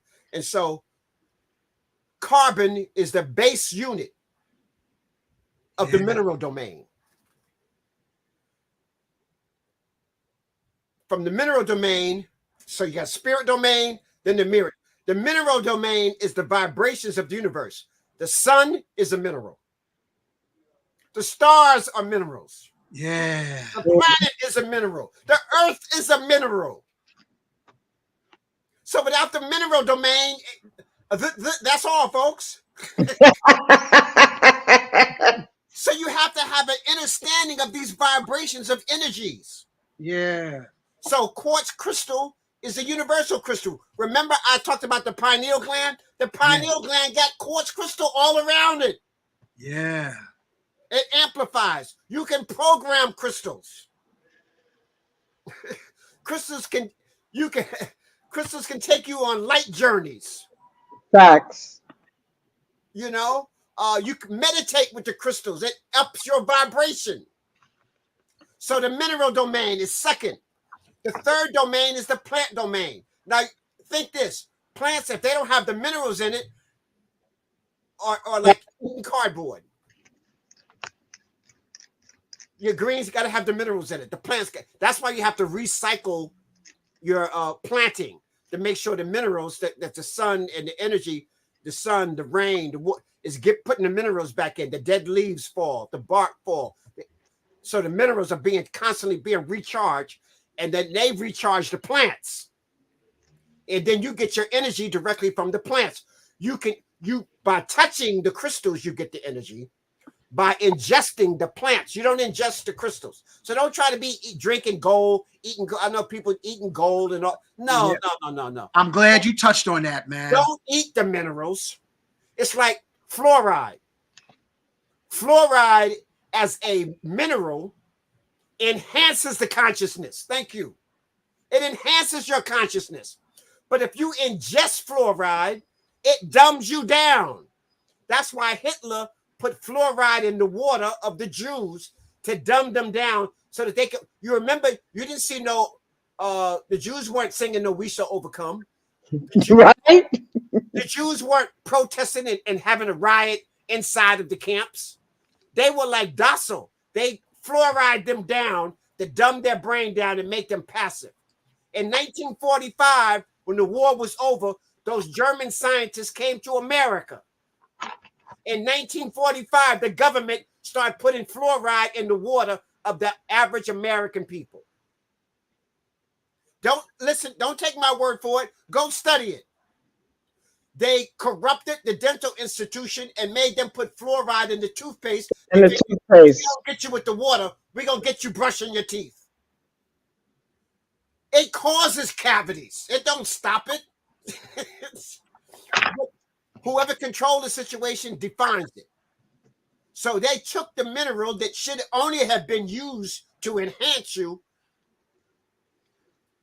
and have it so that you can digest it, and now it dumbs you down. And we're speaking specifically, family, of the ignorance of not understanding what Phil Valentine said about monatomic gold. Right. Phil Valentine said years ago that the research on monatomic gold is hyperdimensional crack. You get an initial squeeze and then you gradually diminish. So look up educateyourself.org and you will see what Master Mfundishi is saying. Don't try to do a quick trip like to think you're going to reach enlightenment, right? Because your body can't digest it. There it is. Your body is supposed to be digesting plants. Okay. This is fluoride. There you go. That's used for meditation. It's also called a warrior stone.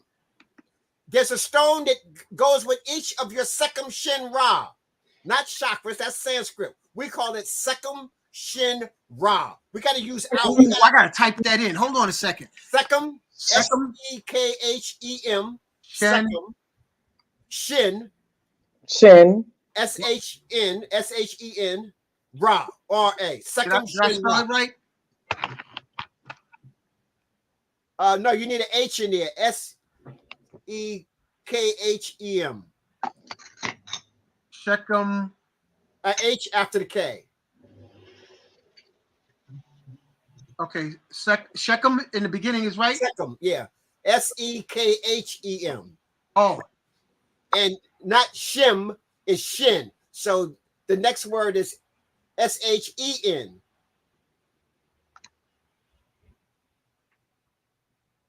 Right, right. Sechem, Shin, Ra. Right. That's, you don't want to use chakra. You empowering somebody else. When we use English, we empower the British and the English speaking people. Facts. French, we empower the French people. All the African speaking French. We empower them. We're not empowering African people by speaking French. When we speak Arabic, we're empowering the Arabs. We're not empowering African people. Right. oh, this So is that's what good. it's saying. So these center, now each one is a different color. So let me go through those colors. Right. Yeah. And If while I you're take the doing that, base, if I want to take show the folks base, my Herkimer diamond on my eyeglasses. That's been Master Mfundishi, Kofunya family. It's been easier to see auras and high evolved spirits. right. Okay. Go ahead, brother. So the base, I want to use black and red at the base. The Sechem Shinra at the base. I want to use black. Black is the essence of all things. Black is not even a color. It's the essence of all colors. Everything comes from black. Those are your protective stones. So when you got your major black stones are black tourmaline, black jet, obsidian, black obsidian, and black onyx. So those are your major obsidian, onyx, jet, black tourmaline. Those are your major. There might be some other black ones, but those are your major black stones. They all protect you from negative energy, negative vibration, and keep you grounded. Then you have your red stones. You know, like you got red coral. You know, you got red jasper. So you want those. Those are operating also at your root chakra. Then your second Sechem Shinra is your gut. That is where you have the orange. Orange is like the color of friendship and stuff like that. That's burning. That's your intuition. You ever heard somebody say, I had a gut feeling about that? Yeah. Okay. But if you've been eating at Burger King or McDonald's, that's called indigestion. That's not intuition. That's indigestion. That's not intuition. Okay, all right. So you want to eat plant-based food. You don't have to necessarily be a vegan, but you definitely want to have a plant-based diet. Man, that's where the minerals are.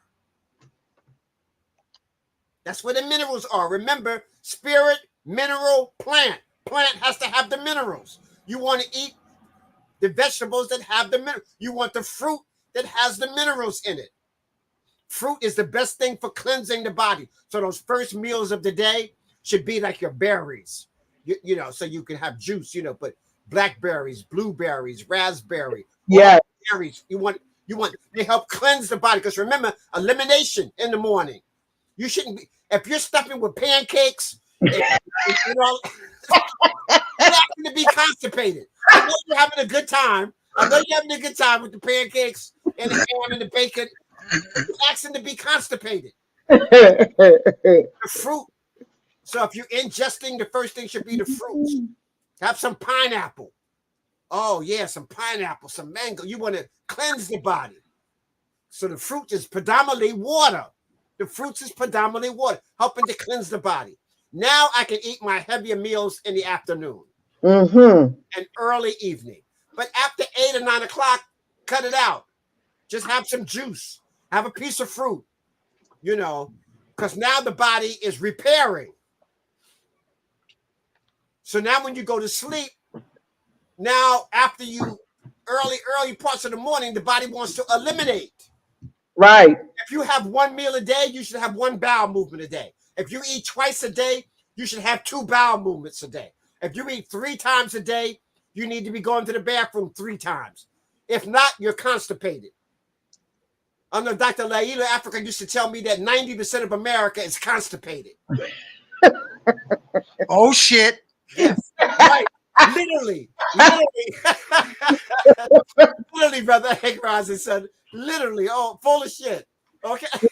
Like Dr. Ben used to tell me that the BS degree was bullshit, the master's degree was more shit, and the PhD is piled higher and deeper into shit. Okay, so we think we're being educated. You're being full of SHIT. Okay, so we got to get it together, y'all. Yes. Now you move from the orange, which is your Seum Shinra and your midsection. You move to your solar plexus, which is gold and yellow. So that's vibrant energy. So gold and yellow with the solar plexus. Then you move to the heart, Seum Shinra. That's the ebb, the heart. That would be green or pink. So you have 2 colors in the heart for the healing and for the love. Now I know, let me finish the colors and I'll go back to that. So the heart, Seum Shinra, is green and pink. The throat, Seum Shinra, the thyroid gland and stuff like that, is blue, light blue. Then the pineal gland is dark blue, like your lapis lazuli. Here, you're like blue lace agate, stuff like that. The heart chakra, rose quartz, aventurine, jade. Your solar, you would want things like citrine, tiger's eye, things of that nature. Okay, so you're up here, pineal gland, lapis lazuli. You can also use sodalite for the throat, blue lace agate, sodalite. Then you go to the top, your Seum Shinra at the crown, and you want purple or all the different shades of purple, lavender, mauve, all the different shades of purple. Right, that's for your crown chakra. Right. Back to black, all the way in the back, and then it goes down the spine. So we got the colors. So you got to, those various colors help you vibrate at various levels of energy. Now they're even treating cancer and a lot of other diseases with color. That's right. You know, if you have a good physical therapist, if you have a good chiropractor, they will also treat you with healing colors, light healing. So there's sound healing and light healing. That's why we need to study nature. When you take my master class, remember, my master class is master class 1, 2, and 3. You have to, in order to get master class 3, that's why I get into the real deep stuff. You got to take master class 1 and 2 first.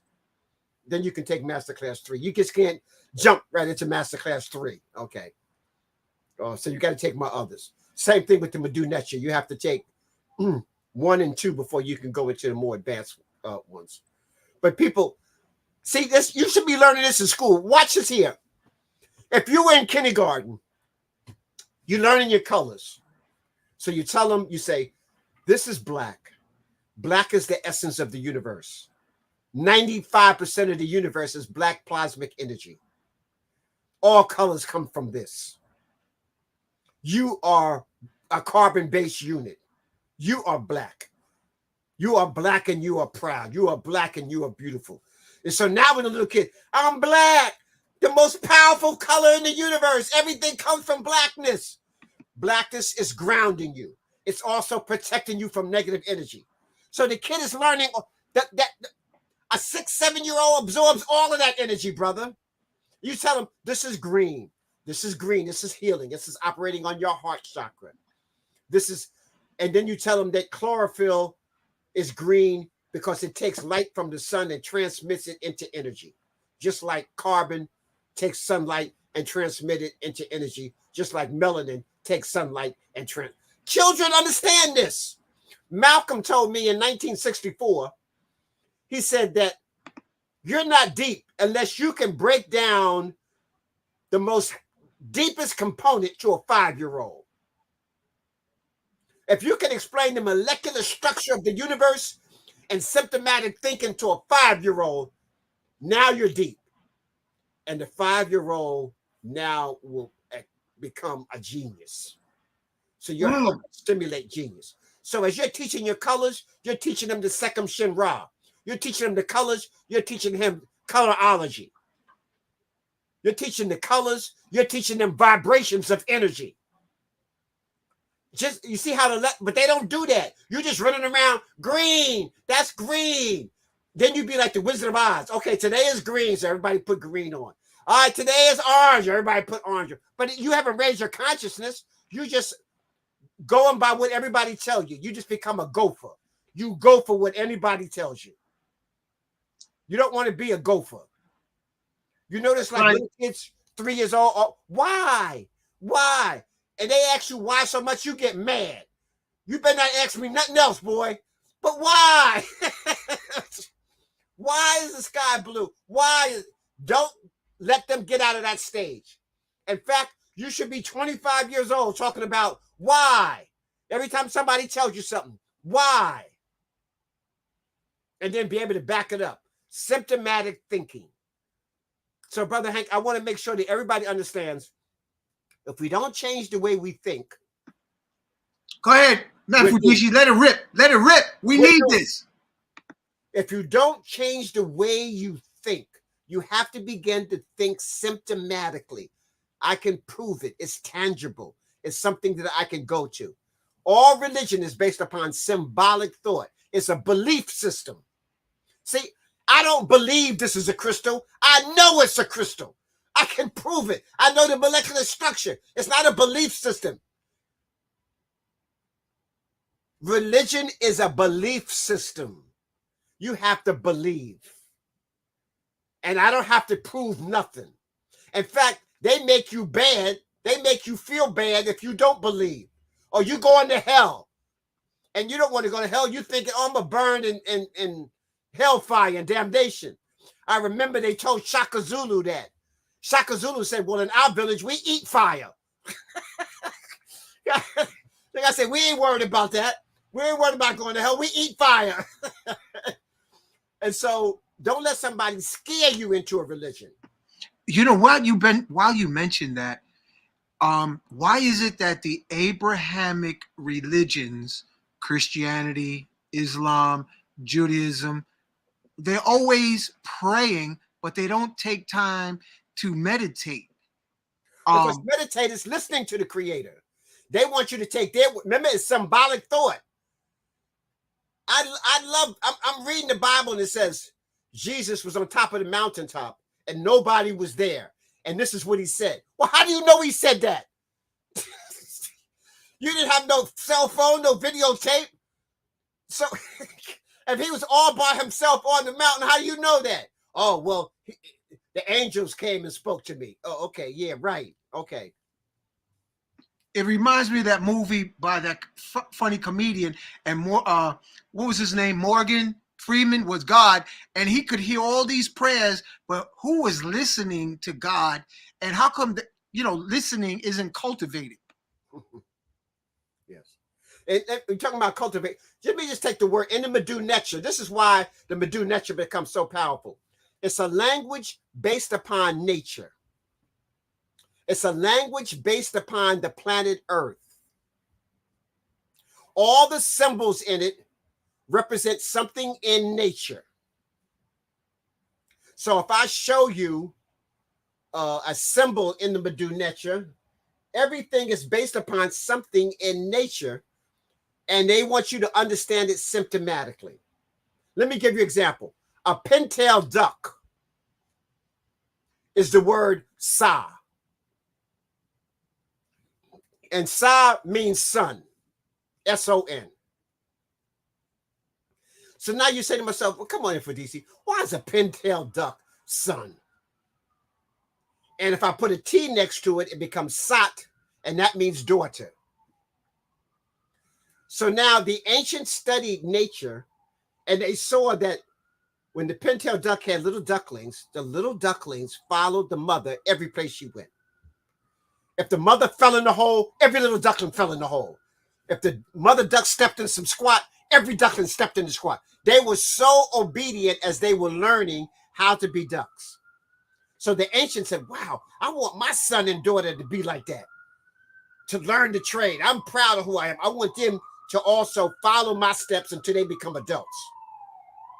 And so because they wanted you to be like the little ducklings absorbing the information from their parents, they used that symbol to represent a son or a daughter. So you see, that's called symptomatic thinking. I can prove to you and show you how and why it was being used. Symbolic thought. Hitler got the swastika sign that meant the Aryan Brotherhood. The swastika sign was used by the Native Americans. It was used in Africa. It was used in Asia. It meant harmony and brothership among all people. Yeah, that's wild, man. So now he took our symbol and changed it. So now if you see somebody with a swastika, you think it's something bad. See what symbolic thought does? When you don't know the origin of why something came into existence. So the whole educational system is like that. Columbus discovered America. Well, you know, he ain't even set foot in the Americas. And he was lost. And he had nothing to do with this discovery. Okay? But that's symbolic thought. It's all in your books, your school books. George Washington never told a lie. Come on, his whole life was based upon a lie. He owned slaves. He didn't even free them when he died. He stole their teeth too. Right. His teeth in his mouth, he took out of the mouth of his slaves. And when he talked about George Washington cut down the cherry tree, no, it meant that he cut the Moors down. The red flag was symbolic of the Moorish nation. And when he defeated them and got rid of them, that was cutting down the cherry tree. And let me say this, George Washington said, and people can look this up, when they were writing the Declaration of Independence and stuff, like George Washington said, if we educate the Moors, their children, 3 generations, they won't know who they are. And so he took the Moors that were here and pushed them in with the Negroes. Negroes are created, not born.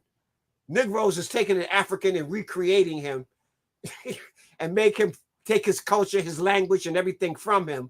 And now you created a new being, okay? He mixed the Moors in with the Negroes. He took the indigenous natives, mixed them in with the Negroes, and created a new people. And now they don't know their history, and they don't know that they're the founders of this nation. He said that in 3 generations, they won't know who they are, and we will have total control. He wrote this out. It's just like the Willie Lynch thing. They got so much control over our minds, they can tell you what they're going to do, and you can't do nothing about it. It was like Muhammad Ali. I'm knocking you out in the 4th round. Damn, you know, and you can't do nothing about it. And I am the greatest. Right. Okay. So that's just what the Western world has become so arrogant that they can tell you what they're going to do. But because they're in control of your educational system, let me go back again, Hank. Only 2% of us are geniuses. Only 5% of us can break away from the core. 90% of us are going to be gravy. We're going to be the gravy for the masses of the people. And they've done, and they got only 4% controlling all of us. So that means that anytime we come together, we can get rid of all of this. Just think, every revolution was always the masses, the grassroots. So that's why this show you have is so important. That's why the shows that all these other people have. That's why the program you have at Nicholas Bookstore is so important. We're chipping away at that 90%, trying to help us join the 5% so we can get rid of the 1%. Yeah. We want to share the wealth.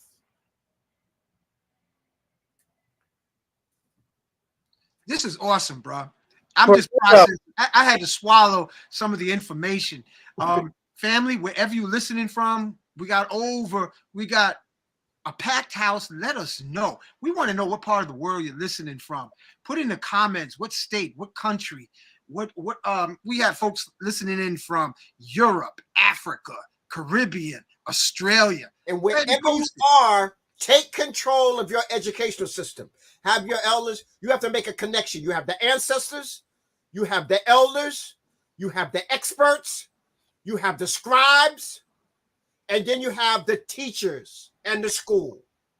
So the school educates the masses who are connected to the scribes, who are connected to the experts, who are connected to the elders, who are connected to the ancestors. So this is why they say when an elder dies, it's like a library just burnt down. I used to tell Dr. John Henry Clark that if I can remember half the stuff you've forgotten, I'd be deep. That's deep. That's not deep. If I can just remember half the stuff you forgot, I'll be deep. And when you become a master, you realize that the more you think you know, you realize how little you know. Facts. If you think you know it all, then you lost the whole ship. You don't even know what's going on. Nobody has reached in the Husia. It tells you that nobody has reached the limit in any field of any doctrine. And so wherever you go, you're always trying to empty your cup so you can get more information in it. Facts. If you're listening here, form study groups, book clubs, rites of passage programs. Get control of the education of your children's minds. Whoever controls the education of our children controls our future. Don't just badmouth how messed up the educational system is. It's designed to do exactly what it's doing, to make you a slave, a worker. It's trying, and not working for yourself. Even if you got a master's, even if you got your MBA, a master's in business, that's not to run your own business. That's to be middle management for corporations. Facts. Remember, the C student are the #1 entrepreneurs on the planet. The B students, they work for corporate America. And the A students work for the government, which is a corporation. Master Mfundishi, could you share why do we wake up like around 3 o'clock in the morning for no obvious reason? Could you share with us how important that time is for well, you know, you have levels of, you have with different levels. Your REM sleep is around there. So you have different levels of consciousness in your sleep. You got the beginning stage, then you got the intermediate stage, then you got the deep sleep. So when you're talking about around there, that's your deep sleep. But if you're troubled from all the, if you're over, what is it called?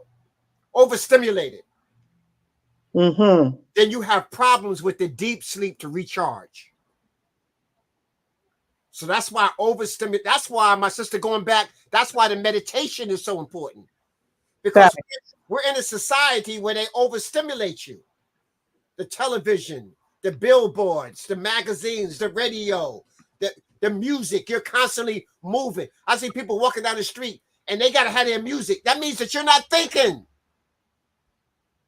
If you're always bopping to the music, and always, you're not thinking. You're not listening to the creator.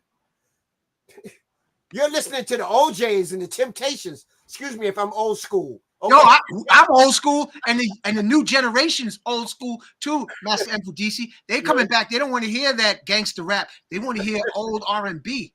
Yeah. So we used to have music that used to inspire you. I'm moving on up. You know, I'm black and I'm proud. You know, we smiling faces tell lies. I mean, we used to educate people with the songs. You know, the Temptations, Shy Lights. You know, the Shy Lights, all of them. You know, but now the gangster rap. You know, my mama's a hoe. I'm a hoe. You know, I'm a gangster. Prison industrial complex music. You know, so the music today is directing you. The popular music of the young people is directing you how to vibrate on a low level and how to go straight to prison. Real talk. Funneling you from school to the prison. And the music is inspiring you to do that. In fact, when you go to jail today, that's almost like a badge of honor. I hear the guys on the street, oh, yeah, man, I was upstate. Oh, you was up there too? Word, huh, man? You know, yeah, man. Like that was a badge of honor, how much time you did. No, it just shows you how confused you are and how backwards and how low you drop. The low vibration. Raise our vibrations, y'all. Eat right, get exercise, think right, and be around positive people. If you're in a group and you're the smartest person in that group, and you got some fools in there, that means you're a fool. And don't be proud because you're the smartest fool. A fool is a fool is a fool. You get around some people that teach you something. Get around some people. If you want to know how come you're not making no money, you take your 5 friends, take their income, add it up and divide it by 5, and that's how much money you making. So if you're around a whole bunch of broke friends, you're going to stay broke. That's the reality. I'm talking about realistic things here. Master Mfundishi, could you share with us? I'm looking at our Sun family and how our noses look like pyramids, and how sisters from the waist down look like pyramids. Share with us in your trips to Kemet what the energy felt like around all those pyramids. Well, you know, let me just say this here. Any pyramid shape in Medu Necha, that's called a mir, in a mir kut. So that's the word, mir. How you spell that? Pyramid is a Greek word for pie. Okay, a pie. But that mir kut, which you call a pyramid, any pyramid shape, any place on the planet, causes the air around it to tumble.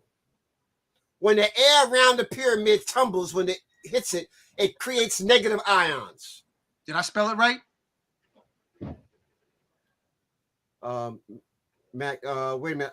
Mir kut. No, M-E-R. M-E-R. And then a space between that. Mir kut. 2 different words. A-H-U-P? Yeah, kut. Yeah, it's put some space between the mir and the kut. Okay.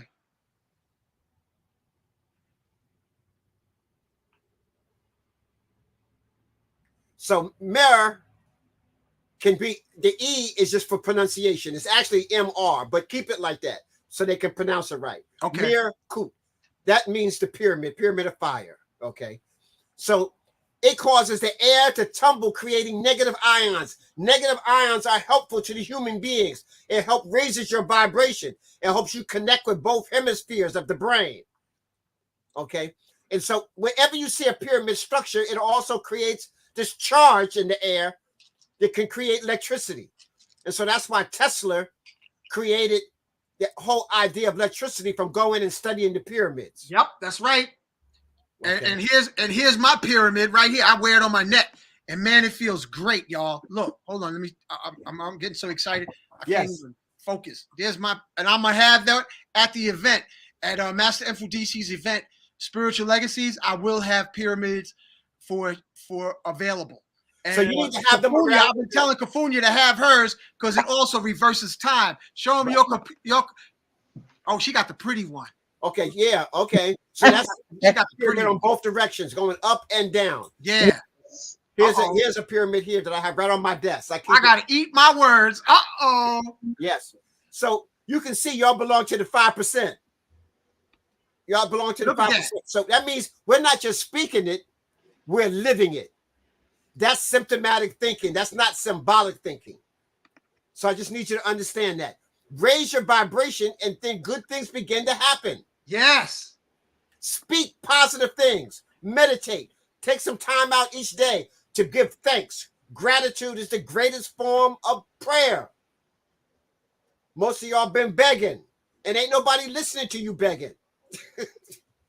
You know, I really think one day the Abrahamic religions got to put the importance of meditating to listen to the voice of God, I am, Yahweh, Allah, precious Lord. You got to have the same amount of time to shut the hell up and listen. How are you going to have a one-way conversation all the time? And if you're talking all the time, you can't listen.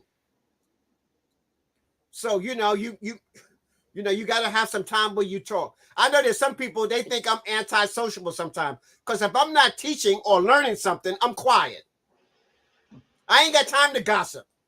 I Right. don't care who won the football game. I don't care who won the basketball game.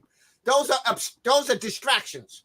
You know, sports today deviates from the gladiator sports. Right. Fact. The gladiator sports was created to keep the people occupied while the Romans was jugging you. So while you're at the game rooting, somebody's jugging your wife. While you're at the game doing the rah-rah, seeing who's going to win, somebody's stealing your goal. So, you know, so they it was done as a distraction. So if you're walking around, you got all New York Knicks stuff on, that's a distraction. Your money just going towards nothing. Those are distractions. Now, let me just say this here, because I know some people say, oh, come on, Mfundishi. We heard you got the college on those distractions. You know, you were all-American football player. You got to use it to your advantage. I understood that it was a gladiator sport. I used the gladiator sport to get what I wanted. But now, when you're a child, you do childish things. When you become adult, you put your childish things away. So I use football and track to get into college. I use that I didn't have to pay for any education. From all the way up to my master's degree, I got based upon my being able to be good in sports and things of that nature, intellect. I was always the scholar athlete. I was a scholar athlete in high school, the scholar athlete in college. So you got to have some balance. And then I left the athlete part. Then I became a martial artist. So I'm a grandmaster. I know people hear me talking here, but I'm a grandmaster in the martial arts. I took Bando, Burmese boxing. Then I went from Bando to Shaolin Hungar Kung Fu. And then from there to Kupagani and Gumi, the African martial arts. And so a warrior is the foundation. A warrior and all the ancient priests were warriors. And look at the Shaolin priest is a Buddhist priest. The Taoist priest is a master in the martial arts. All those ancient priests were only when you get to the modern world, Jews don't know no martial arts. Christians don't know no martial arts. Muslims don't know no martial arts. The Buddhists, original Buddhists were martial artists. Okay, so if you look at the Asian and the ancient arts, they were all warriors first. Right. The modern ones don't want you to have no power. And so in the modern Jews and Christianity, I just heard the other day that Islam is the fastest growing religion on the planet. They want you to be, they know you're not, warriorship isn't at the foundation. The martial science is not at the foundation. Okay. So we've taken your power from you and have you dependent on somebody else. What their famous word every time, inshallah, by the will of Allah. No, by the will of you. Allah exists within you. Fact. Arm, leg, arm, head. Don't give your power, are you going to be able to do it if Allah wills? No, you will it to be. It's true. In Jesus' name. No, in your name. In your parents' name. In your ancestors' name. I don't want to take anything away from them, but you're giving your power away. Somebody has trained you to give your power away and make you powerless. We say you are a divine spiritual being having a divine human experience. Yes, I. And don't leave the word divine out. And that cycle continues. You started out as a divine spiritual being. Then you came through your parents and you became a divine a divine human being. And then when you so-called transform, you're going back to being a divine spiritual being. So the cycle continues. So some people say that the ancient Egyptians were obsessed with death. No, they were obsessed with life. They figure you might only be here 50, 60, or 100 years, but spirit is going to be here forever. So I'm preparing forever. Facts. So you got to put things in its proper spatial perspective. So people learn to power yourself, learn the spirit domain, learn the mineral domain, learn the plant domain. So it's a plant. You want to be a herbologist. Almost all of our grandmothers and great-grandmothers were herbalists. I don't care what was wrong with you. They can take you to a plant or something of that to be able to cure you. Today, we think the drugstore is our herbs. No, drug meaning poison just by itself, by the nature of a drug. And the side effects is worse than what the so-called cure is. Master Mfundishi, you gonna bring your oils you brought back from Kemet? Oh, please, I want one. I'm gonna bring my sacred when I come to May. I'll have my sacred blue lotus oil. I also have frankincense and myrrh oil. So those are the two I sell. I sell the blue lotus and I sell the frankincense and myrrh to raise your consciousness and to keep you spiritually attuned to the earth. Please share with those listening something about frankincense. Well, frankincense, they even tell you the biblical, the Muhammad, all of them tell you that frankincense and myrrh, well, it also stimulates the body, helps to maintain an equilibrium in the body, keeps your left and right brain operating together, and keeps balance within it. It opens you up and keeps you balanced. And then the lotus takes you to the spiritual level. Once you're balanced, you can go to the stratosphere. Okay. If you go to the stratosphere in balance, you're just gonna go there and see some monsters or something and getting eaten up. No, I'm seriously. You gonna go there and some dragon go devour you, because you didn't took all that junk with you, So you got to get some harmonious balance. You burn your frankincense and myrrh. You get balance. You get your spiritual. You get your insight. You pray. You become one in, and now you take your plants, your plant-based medicine. And now you raise to your higher level of consciousness. You go there with a purpose. You go there to learn. You get with some objectives. Just like when you go to school, you're going to learn. When you go into the higher realms of consciousness, you should be going to learn. You ain't going there just to hang out.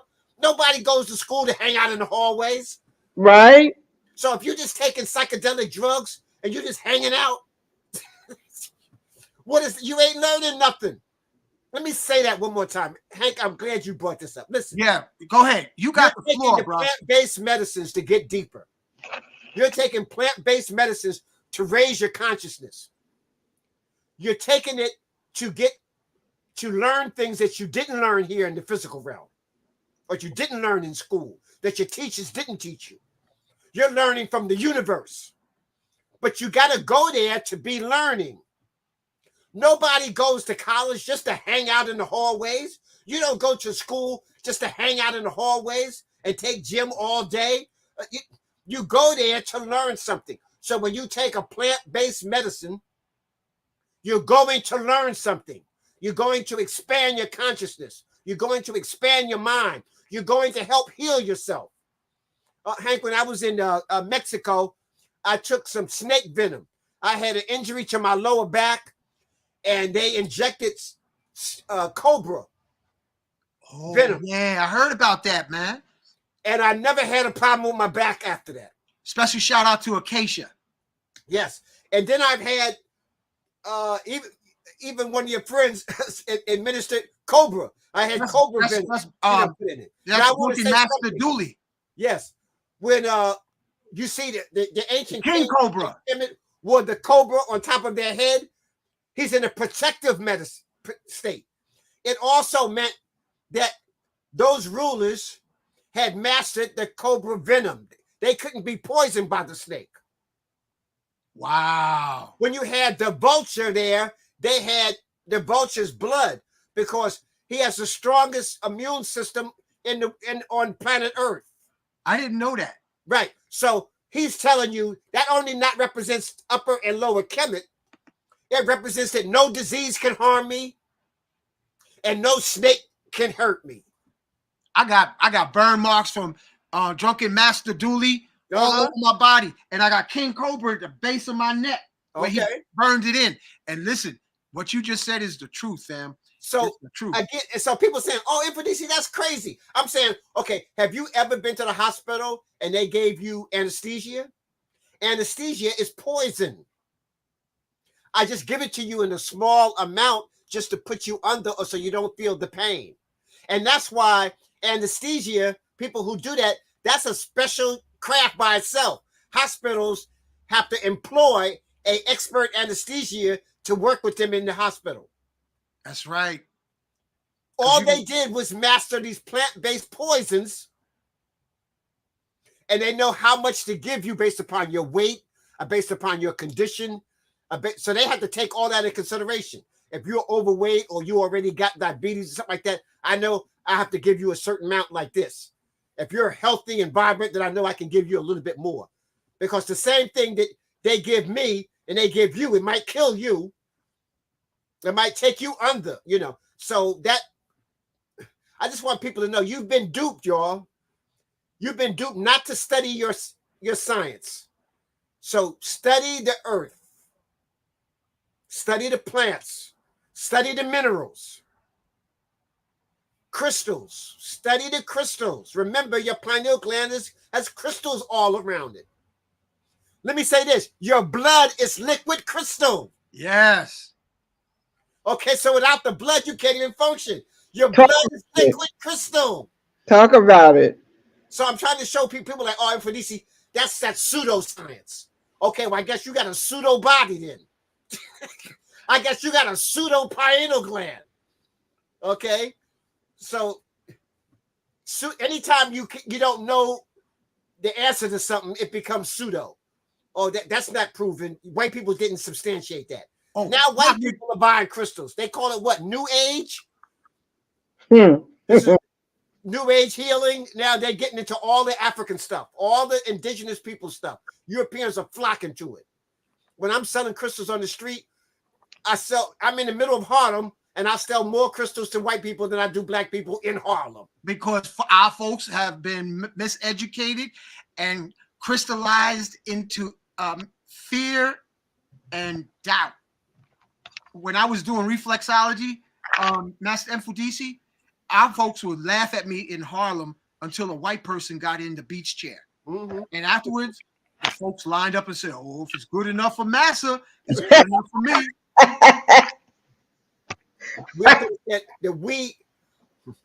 We are the foundation of spirituality. We are the foundation of knowledge and wisdom. Let me just say this here. Up until about 2,000 years ago, nobody wanted to be educated by anybody unless it was from a black man. We were the teachers on the planet. When you read Stolen Legacy, all the Greeks are the first Europeans to wake up out of ignorance. And they sat at the feet of the Africans in Ethiopia and in Kush and in Kemet. And in fact, even in early Europe, if you look at the family seals of the Germans, the British, well, the British and the Germans is the same family, but the French, all of them, if you go to their family seal, their family crescent, you're going to see a black Moor or a black person there. Ooh, now you done tapped in. Yo, Master Mfundishi, could you share with what the information about what Putin released? Oh, yeah. From Putin made it clear. He shows you the black Madonna there. He shows you the black ancestors. Right. He showed you, in fact, the ancient Russians were black. Right. And he in fact, Putin has went as far as to said that Russia has never oppressed black people. Russia never took part in exploiting the continent of Africa. They never took part in slavery. And he says, but you're anti-Russian, but you love America when this whole foundation is based on slavery. This whole foundation is based on the enslavement of African people. Y'all love these other European countries that all participated in your enslavement and still participate. You love the French, and ain't nobody enslaved more than the French and the Dutch. And you love these people, but you hate Russia because of the propaganda.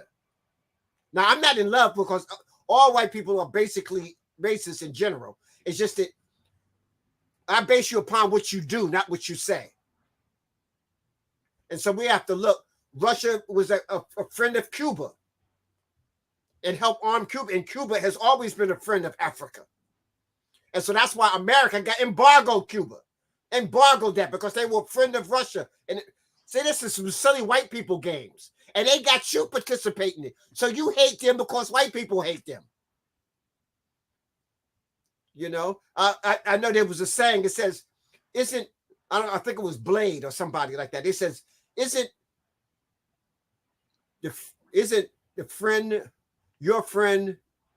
Oh, the enemy of my enemy is my friend. Right. Yes. Yeah. You know, he broke that down like that. You know, so you know we got to investigate that. In fact, Blade said, "Keep your enemies close. Keep your friends close, and keep your enemies closer." So you know what they're doing. I heard someone say, no permanent friends, no permanent enemies, just permanent interests. Yes. You know what? Thank you for that, Kofunya. Master Mfundishi, you remember, I want you to share with some of our young folks that are either ignorant or arrogant about trying to do psychedelics on their own. Oh, No. Again, that would be just like running to school without any teacher, without it being in any classrooms, and the information is all around you, but you're not getting it. So if you're doing psychedelics on your own, that's suicidal. You're subject to not only have a bad trip, you're subject to be damaged because you're going to run across information that you can't handle. Well, I heard what the guy on the one of the mafia guys said, "You can't handle the truth." Oh, yeah. I can't tell you the truth. You can't handle it. Well, if you're doing psychedelic drugs and stuff on your own with no guidance, no teacher, then you're not going to get higher knowledge. And even if the knowledge is in your face, you ain't going to know what to do with it. facts. You're not going to know how to use it. So if you're not involved in meditation and forms of prayer, just meditation, yoga, the internal systems, if you're not doing any of that, then the psychedelic is not even going to help you. Like I say, you're just going to have a bad trip. You're something to be damaged. I have seen people, brother, who have a trip and never come back. I remember you said that. Because what happens, you're going into other realms of dimensions of consciousness. It would be like having a split screen TV. And you know how you can watch 2 and 7 at the same time. So I'm watching the news and the football game at the same time. Well, that's imitating what the mind can do. There's some TVs you can have it broken into 4. You can have 4 channels on at one time. Well, your mind is like that. But now what happens if you break the knob of the TV and can't change the channel? Uh-oh. So you go out there without guidance. You don't know the formula to get in there. You don't know the formula to get out. You get in there and act crazy and break the knob off the channel, and now you're locked in channel 13. Yep. So you're seeing stuff we can't see. We can't even help you. With Big Bird. You're hearing stuff we can't hear. We can't even help you. And so unless you have some special priest who can also go in and capture you and bring you back. Hey, this has happened, family. Scientists were able to do. Yeah. I've even had to do that myself, Brother Rising Sun, to help some people. I had some people, inexperienced priests, help a person go to another dimension, and then he couldn't get that person out. Whoa. And I had to go in and get the person to bring them back to consciousness. Wow. And so just think of that. When you're doing that psychedelic trip, you're going into different levels of dimensions. That's different channels. That's all. Different channels in your consciousness. And so you need to go in with a teacher. Wait a minute. If you don't speak Spanish and you turn on the Spanish channel, you don't know what's going on. That's right. You don't speak Arabic and you turn to the Arabic station and the movie is in Arabic. You don't know what's going on. You go into a psychedelic trip and you haven't been trained of the language. You don't know what's going on. You don't know if something's good or bad. You don't know if something you should be embracing or something you should be running from. Oh, yes, you can have a trip and there's some stuff you need to be running from. I'm glad you're sharing this with the young folks. Okay. But now, if you don't know that, you don't even know it's dangerous. So you go running towards something that will destroy you. Exactly. The Native Americans used to say, if you die in your sleep, you don't wake up. So if you get killed in your sleep, that's it. It's over. You don't wake up. Your heart will stop. That's deep. You can have a heart attack. You can have a heart attack while you're on a trip. Yes, yes, indeed. I would like to add that the people who are in the chat listening to this is just a prerequisite of what you're going to be receiving on May 11th. Because right now, Master Mfundishi is dropping some gems. But when you see him live and direct in May, he's going to take you into the crystal cave with all the information that you need to transform your life. So get on board, get your tickets, because it's definitely going to sell out, because the man is here with practical information that can bring beautiful changes in your life, especially in these times that we're in right now. That's what I wanted to add to the conversation. Nicholas Brooklyn and yours truly, Sister Cafonia, presents Spiritual Legacies, Volume 10. And this beautiful brother, along with our other spiritual legacy events, we're having our beautiful teacher, Riza Islam. Oh, yeah, let me show that flyer too. Hold on. Riza Islam, Saturday, April 27th. Oh, very deep problem. Right, and April 28th. Mfundishi, if you're gonna be around, please come through. Okay. Please, I'm inviting you to come through. Okay. Definitely. And you can get tickets at Eventbrite. You can call 718-858-4400 and get all of the information you need. And vendors, if you're interested in vending and circulating your fiat amongst our guests and other vendors, please do that. Because we are, right now, that's over with right now. I am putting it out there that we are no longer going to support those who don't support us. Yes. When are we going to get it? We can solve all our own problems. We support ourselves. Yes, we can. So, brothers and sisters, I'm letting you know that give thanks to Ankh Rising Sun for providing a platform to bring our scholars, our master teachers, our healers, our meditators. We have everything we need within our own community first. And if you have anything left over, then by all means. But I think enough is enough. Stop sending other people to colleges. Stop, making other people rich. Stop doing that. We're famous for that. Cafonia, Yes. that's Mfundishi. Look what somebody just wrote in the comments. Thanks for the elder. I was actually thinking about trying the shrooms, but I held back because I didn't feel I was ready. You just helped me to understand it should be done the right way. Right. Ashe.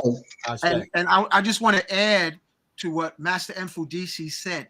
Family, even though shrooms was used in ancient Kemet, shrooms is a spaceship and a time machine. And you need a navigation officer on any spaceship. Otherwise, your consciousness could be on the dark moon of star system Orion for who knows how many lifetimes. And you don't need that. Okay. Yeah. That's straight talk. Am I wrong? No, you're absolutely right. It's like you don't jump in a spaceship without a pilot. Yeah. And you got a destination. Roll dice, and then in order to go someplace, you need at least 2 points. Your inner GPS. Yes, right. You just can't GPS and say, right, No, I'm a roll and ruffle my consciousness. Now I can take you where you're going, and when you're having the shrooms, that's like a GPS system. It's getting ready to take you into space, and you better have a coordination and a direction. And what are you going to do when you get out there? What are you looking for? Exactly. What do you hope to get from that? Yep. Protocols. Have a guide, have a pilot, have somebody that can direct you, have somebody that can make sure in case you're having a bad trip, somebody's there. But don't just take it and be in the room all by yourself, and it's your first trip. And Brother Dooley will be in Nicholas, Brooklyn. We're just setting up a date for him to come through. Mm-hmm. So those people who may be interested in that aspect, come through and learn. Okay, Brother Hank, I want to end up by talking about light. We are light beings. Oh, bring it. You have several. That word Seum, remember we put Seum Shinra? Yes. Seum is your internal vital power. It's what the Chinese call Qi. It's what the Japanese call Ki. It's what the Indians call Piranha. What the Swahili call the Moyo. You hear the brothers? I got my Moyo working. Got my Mojo working. Okay. That's a good one. That's your internal vital power. So when you're directing that force, that's your Seum. Okay. Now you have layers of energy around a force field around your body. And let me say this: there's a force field around everything that appears to be a solid. And I said appears to be a solid. Right. Nothing is solid. Everything is in motion. Everything has energy traveling through it and has light going through it. So you have an aura. Your force field around the human body is called the aura. Your aura has various layers to it. The average healthy person's aura is about the distance of their arm, the length of their arm. So hopefully you ain't got short arms. Okay.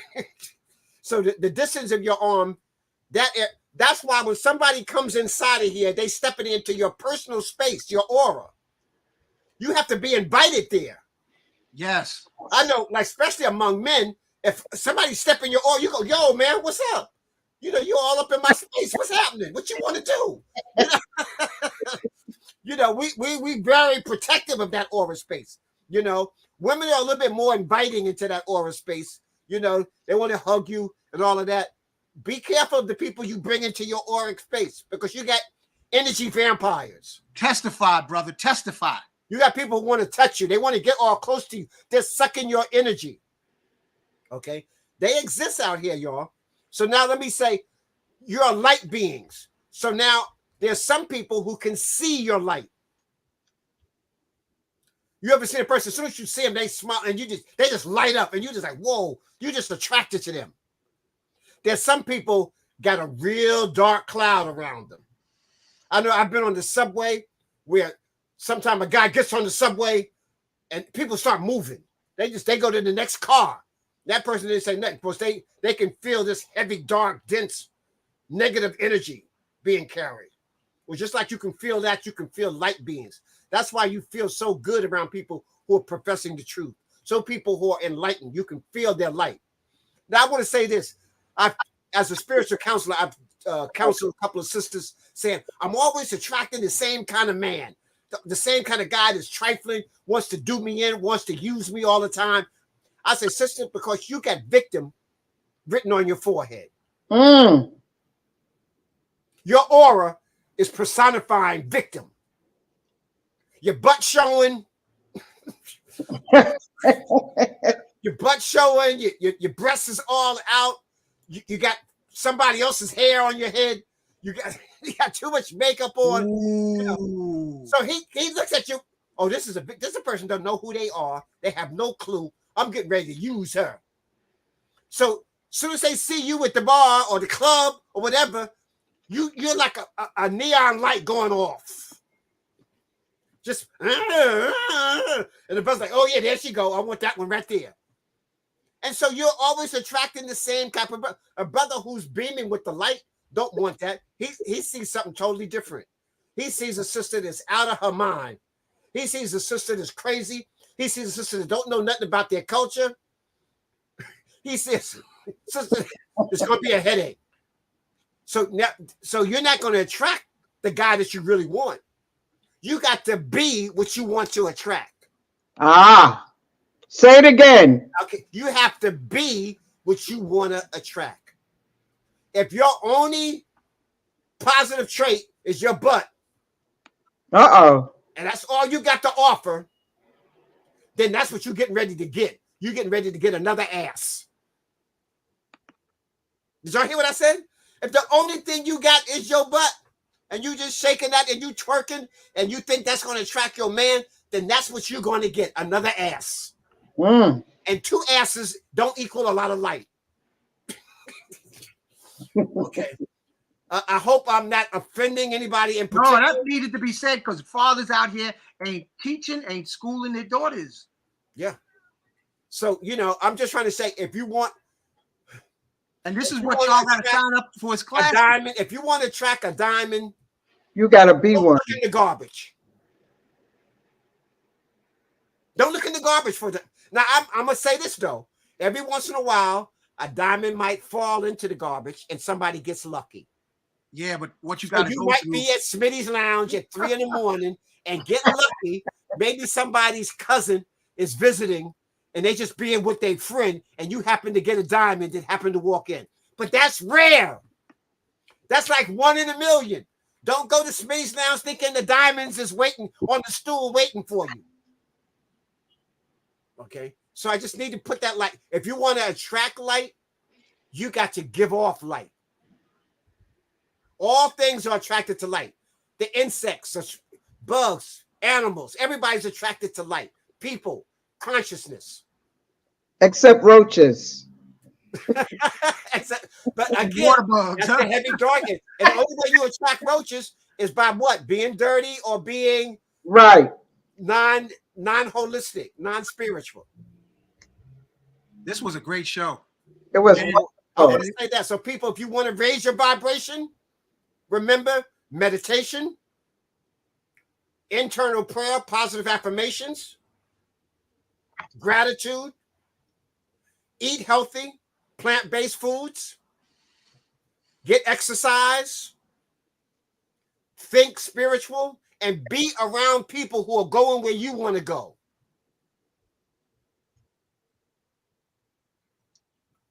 Brother Hank Rock, and again, all my classes are starting April 14th, so I'm going to close with that. All my classes are starting April 14th. That's within 2 weeks. So register now. Go to mfundishijhutyms.net. You can join my Medu Necha class from beginners to master's class. Or you can join my book workshops on Menchu Hotep and also Shimsu. And that's going to teach you, that's going to take you through a rites of passage program. In your community, if you don't have a book club, start one. If you don't have a rites of passage program dealing with your family and people like that, help create one. Take control of your education. Even if you just had a weekend school.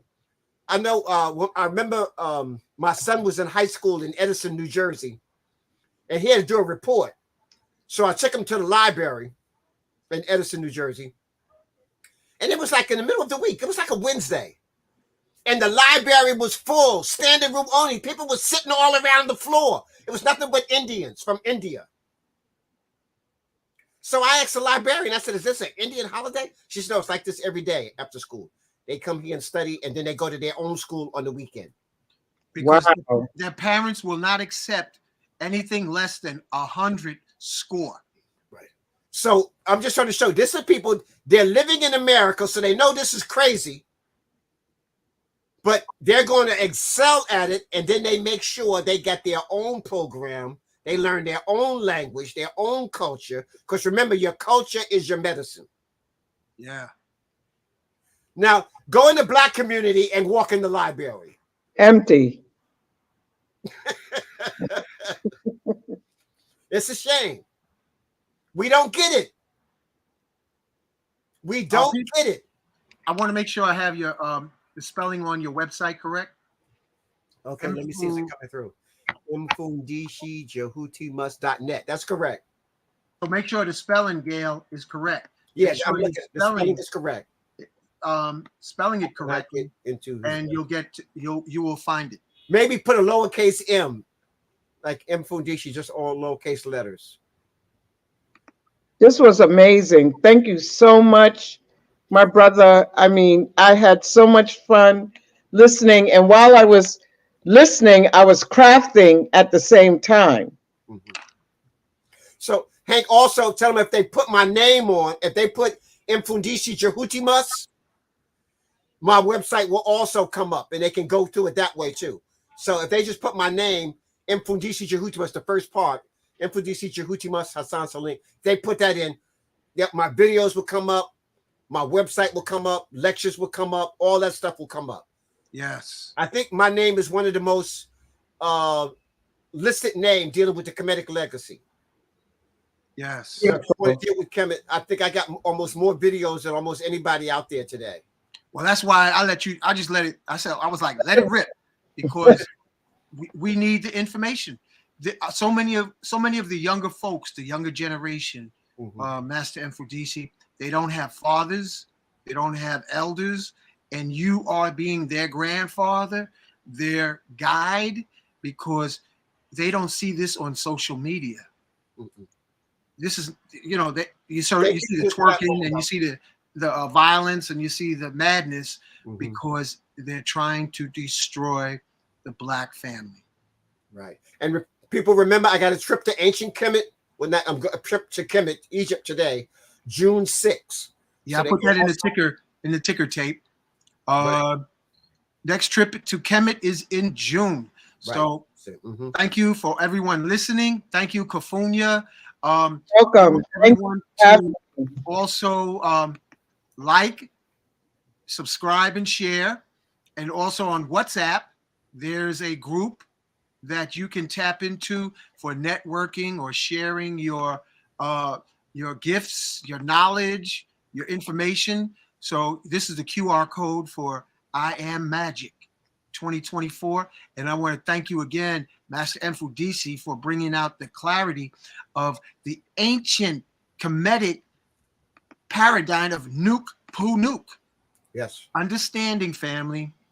Do not question everything. And that's why Master Mfundishi showed understanding Nuke Poo Nuke is an ancient right. You want to concept. You want to manifest. You have the power to manifest your destiny.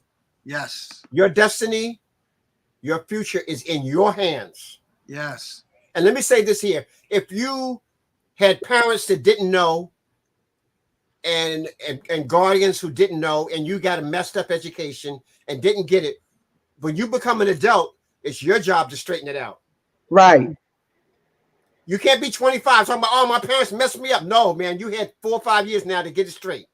Yeah. You can go on the internet. You can take classes. You can go on your own. If you can spend $20,000 for a new car, you can enroll in some classes and get yourself straight. And he is a living legacy. Don't wait until he makes his ascension and say, oh, because, some of us have so much trauma. We like to wait till somebody makes ascension and then, I was going to buy the book. You got to break that. Yeah. Okay? It's like on May 26th, we have the African Pan-African Martial Art Conference. I think I might have sent you a flyer, Brother Hank. May 26th, it's in Chicago. There were 5 founders of the African martial arts system here in America. I'm one of the founders. So my teacher, Mfundishi Maasi, Mfundishi Talona from Chicago. Mfundishi Maasi is from East Orange, New Jersey. Mfundishi Talona is from Chicago. Ahati Kalindi E from Detroit. and Obo-cha Mfundishi Tayari Cassell from Washington, D.C.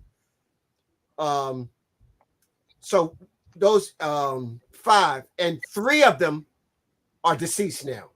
So only me and Tayari Cassell of the founding fathers are still alive. So, you know, the beautiful thing, though, is that the sons of the 3 that died have moved up into their father's positions. Wow. Give that's thanks. real powerful. That was real powerful. So Mfundishi Chalona's son has moved up, and he's an Mfundishi now.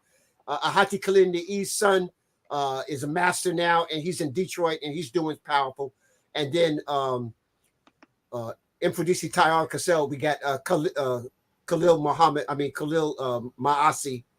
Brother Khalil has moved up into his father's position and teaching his father's legacy. So that was a good chance. So we're practicing what we preach. We're preparing the next generation, you know, to do exactly what they do. I know even I used to teach Christology. I don't do it anymore. My daughter teaches it. Wow. So Beautiful. my daughter has moved up into that position. She's doing that. My son is a master chef, but he'll also be working with me this summer, mastering my skill. Even though he's a master chef, I still want him to. He's also a fundi, a teacher in the martial arts. I'm trying to elevate him to the higher levels. So we're doing what we practice. You got to prepare the next generation. Mfundishi, definitely check your website, because I was checking it and there's a little hiccup, but I'm going to show you on the screen, family. I think this is your website, but just, you know, check it, make sure everything's polished right when you get a chance, because it just seems like it might be a hiccup. Okay. Speaking of something on it that says new website, and then there's it leaves you hanging. If you get what I mean, because okay, I'll double check when you get a chance. All right. Okay. Because it says click here for new site, but it leaves a hiccup. So I want to thank you, Gail, for bringing it to our attention. Thank you very much. And again, this was an excellent show. And you also have do you have a number, phone number? I just wanted to see if. No, let me just tell me to use my email, mfundishijhutyms@yahoo.com. Okay. Because, brother, I don't want to sound, you know, I don't have time to have 500 phone calls in a day. Yeah. I got people from, you know, sometimes people call me and they just want to breathe in the phone. Is this Mfundishi? And they call me 3 in the morning. I get a call 2 o'clock in the morning.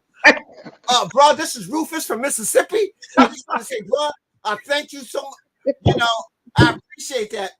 But email me if you have a question, and I'll be glad to answer it and stuff like that. But, you know, I'm not putting the phone number out there. I don't need. You better not. Yeah. Yeah.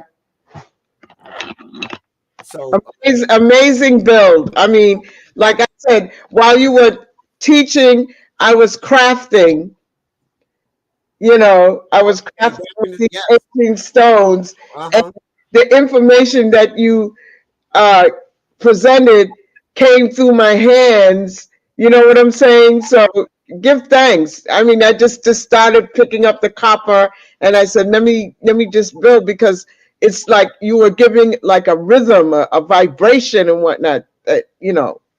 And brother Hank, I'll make sure I get a copy of this. Okay. Oh, yeah. Well, let me tell people. I know people say, well, Mfundishi, I heard you speak once. I don't have to keep hearing you. What? I say, listen, I say, you also bathed one time. You have to keep washing. So just like you have to bathe every day to get cleansed, you need inspiration every day. So if you're not listening to me, you should be listening to Brother Kaba. You should be listening to Dr. Jeffrey. You should be listening. You should be inspiring yourself every day. Just like you bathe every day, you brush your teeth every day, you should be getting inspiration every day to keep you on your journey. Exactly. And just like McDonald's advertises every day. Every day. So, you know, don't be like, oh, yeah, I heard him speak once. Oh, yeah, I went to one of his lectures. No, every day you need to be inspired. Just like you bathe every day. It keeps you attuned. And inspired means to be in spirit. Yes. So Be in the spirit. Hey, listen, you got folks out here say, "Oh, I heard his name before. I know him." Yeah, because you people like that. That to me, that sounds like, yeah, I bathed once. You know, water's okay, but I don't need it every day. No, Yeah. So, family, I want to thank you again, Master Mfundishi. Yes, Ashe. And thank you, the listening audience. Make sure you like, subscribe, share. And on that, we're going to close out. All right. So let me just find the right music. Let me give y'all some music to go out to. Yes. We'll put this video and this music. And Kofunya, any last words? Just give thanks and praise to the Almighty. Just be on your, on your best self, and use the spiritual tools that have been given to you. If you don't know about the spiritual tools, you can contact myself and Unc Rising Sun and Master Teacher Mfundishi. The information is there. Come to Nicholas, Brooklyn. We are there for you. It's an institution. We have to support those institutions. And thank you so very much for allowing me to be a part of something great. Ashe, Aho, Ubuntu. And closing out. People know too that I'm involved in the